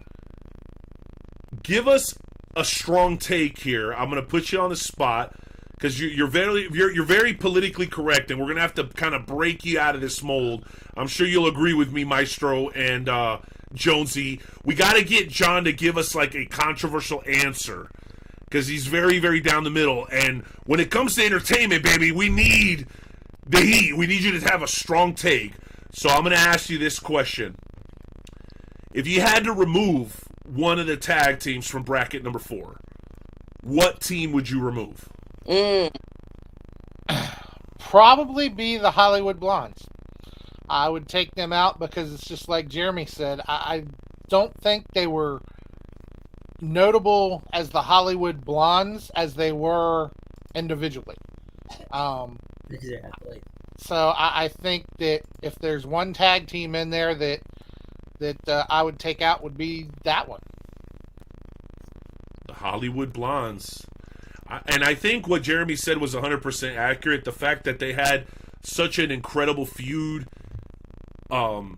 as rivals of each other really helps the aura of their tag team. Because I'm not sure, you guys can look it up if you want, did they even ever win tag team championships? I don't believe so. As a team? They were the reason they were split up was because, they weren't really considered, as a top tag team. And, they talk about this in the Dark Side of the Ring with Brian Pillman. And, like you said, Night Owl, that rivalry being renewed between the two of them really is what adds to the aura of them. It's because it's almost like it's a reversal of what I consider of the Rockers. Because Shawn Michaels and Marty Jannetty were a great tag team, won championships, were at the top. When they broke up, Marty Jannetty's career started to decline. Shawn Michaels rose to the top. Hollywood Blondes, to the top. Both of them were stagnant. But when they broke up, when they were split, they started rising to the top. And look where both of them, are in wrestling history. Indeed, and perfectly said, my friend. Well, as we close out tonight's episode, let me once again say a huge thank you. Any shade, I promise, is just like work shade, not shoot shade, if that makes any sense. To the selection committee for putting together this great tournament field for us. Absolutely. I know it's been a little tough. A lot of teams that are controversial, a lot of teams that we feel like we haven't heard about yet that we maybe think that they should. We want to know what you think, the members of the Wrestle Talk family. Hit us up on social media. Do you agree? Do you disagree with us about what team should come on and off? Do you feel like a team should have been named that you haven't heard already? In general, tell us who you think is going to win these matchups that you've already heard about. We're big about giving prizes out here, so I promise you, just like we sent out that Zack Ryder picture and that NWL t-shirt, and we give away that Funko Pop and all this awesome stuff that we do for our listeners, make sure you guys let yourselves be heard on all of our social media platforms, because if we catch you and you're interacting with us, you may just walk away with some pro wrestling swag. Don't we love to give stuff away, fellas? We love to do stuff for the Wrestle Talk family, right? Oh, yeah, Right, always. absolutely. I have the answer well, to we're your gonna question, continue to Night do Owl. What's that? The Hollywood Blondes were the NWA Tag Team Champions one time, the WCW World Tag Team Champions one time, and named Tag Team of the Year by Wrestling Observer in 1993. That's their accomplishments. That's more than what I thought. Yeah, I'm gonna be honest. same here. I'll give him that. Wait a minute, Two of the biggest companies in history, they were the top guys, so maybe they were more top guys than what we realized. two of the top What do you think, accolades and WCW. Okay, well there you I go. had to say that one. Well, wait, there is. All right, again, the committee: Luke Skywalker Roberts, Jeff Manning, Dr. Drew Abbenhouse, Dave Unger, David Buckler, DJ Money, Earl Magnum, Dane McGuire, and Tom Vore. Thank you guys so much for being part of the committee that helps together that list that we are calling Wrestle Madness 2. I don't have many hair follicles left, gentlemen, but I think by the time this is over and done with, I'm going to be at 0. So prepare to see me in a bunch of nice new fancy hats, because I'm going to become the hat guy. Sounds like a plan. All right. Gentlemen, anything else you guys want to touch on or hit on before we do the sponsors one more time and close out tonight's show? I do want to say that Dashing Donnie Diablo's comment I was looking at for quite a while because, what about the gangsters? I mean, come on. Mustafa and New Jack, baby. Go extreme. That's how we roll. But, no. In all seriousness, I was grateful to be on tonight. It's been kind of a hectic, few days. I mean, it's been hectic. Congratulations, bro. Thank you, man. I really do appreciate it, New digs, baby. For anybody who's remembers moving for the first time, that's what I'm going through right now. So it's really nice. Still got some things to unwind, but once this office gets set, I'm so looking forward to it. And it's always a pleasure to be here on the Wrestle Talk Podcast. And all I gotta say is Wrestle Maddness 2 is going to be even better than Wrestle Maddness 1. Yes! JP, final thoughts?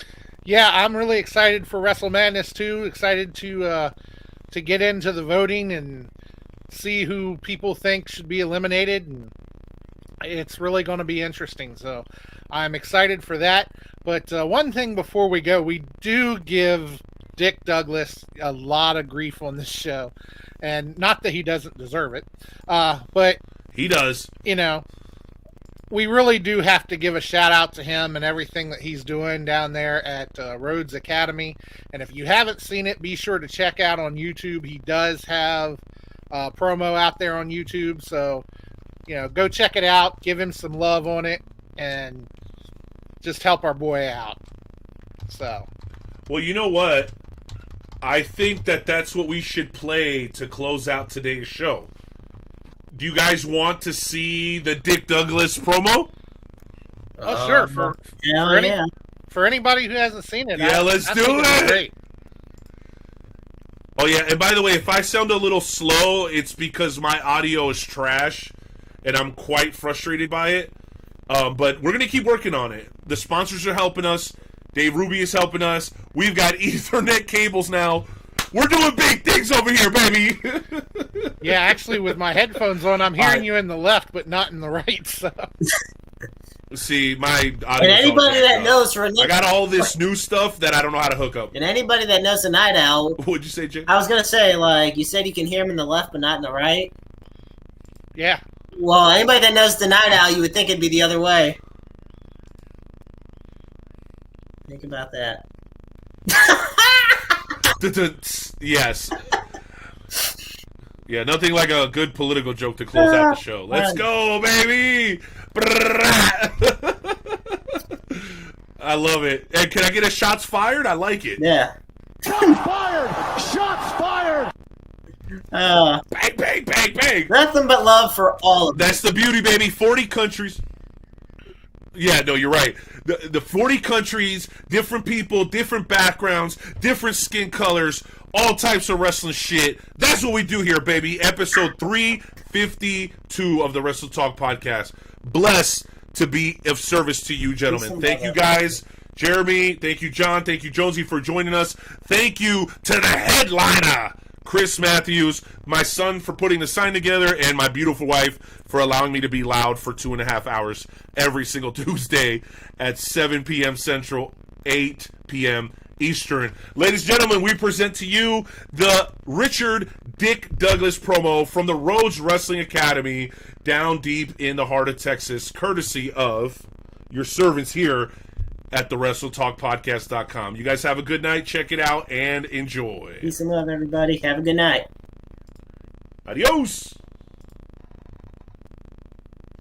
It's growing. Want to get away to the pristine beaches of Hilton Head Island, South Carolina? Southwest is now. No. Hell no. Good afternoon. I'm very pleased to announce to you just how successful our campaign has been in just such a short period of time. It's no surprise, we're still leading in views by a lot. We've been seen in 5 countries, each state in the union, because of you. We have let the world know that they need Dick. But some news came across the desk today that's very troubling that I had to address very quickly. As you know, we've been campaigning for this main event, but now a match has been set by the elites. Dick Douglas is now going to be facing Corey Cooper, or as you know him, Bro. You see, Corey Cooper is a man that's a fifth-year senior in community college, a guy you can say bro, but can't spell it, a man who in 15 years, when he's at a bar hitting on the bartender, will pull up YouTube, will search Rhodes Wrestling Academy, and show her him in his glory days. This is a guy, let's be honest here, it's a guy we wouldn't let in our house, let alone clean our pools. Corey Cooper might know how to wrestle, but you trust a man that measures success by how long you can do a keg stand? Is that somebody you... What's up, bro? I got your invite to the party, dude. Look, man, I know we're wrestling at the showcase on July 24th, and I'm freaking hyped about it, dude. But I'm so glad you invited me to bro down and party with you, man. Where's my awesome. security? Your security? I don't know. I think they tried to stop me, but I just gave them a couple beers, and now we're good. So look, the party, I mean, you don't even got beer dye here, so it's kind of lame right now, but you know what, dude? I'm here to bro down with you so we could get together and we could wrestle on the 24th, man. Cheers. I'll drink to that, bro. You know what? Yeah, bro? Awesome, dude. Oh, that's good. Oh, bro. Party foul, dude. Come on, man. You not like my beer, dude? That's kind of messed up, bro. What the hell is this? It's Corey Cooper beer, dude. You made this? Yeah, man. I'm kind of I'm gonna need a don't doctor. like it, bro. I'm gonna need a doctor. A doctor? You know what? I used to date one of those, but she don't make it. You know, I'm sorry. I'm not giving you a lot of courtesy. We do have a match the 24th. Is that beer doctor? Oh, no, they're not playing beer. Over here. Yeah. We have a match the 24th, but you know, I think we... I'm hyped about it. Oh, well, that's really cool. Yeah? Well, right now, you know, we should celebrate and toast to this, okay? But, you know... Yes, dude! Awesome, bro! You know, I think I have a funnel over there. One of the staff... Oh, you got a funnel? Yeah, I got my staff, bro. This is going to be sick. Let's get the funnel. Oh! Enough of the games, bro. I'm Dick Douglas. And on the 24th, I'm not going to approve a message, but I'm going to stand up for everyone that's gotten swirlied in high school and kick the jock's ass once and for all. I'm Dick Douglas. You need me, and I approve this message. God damn it.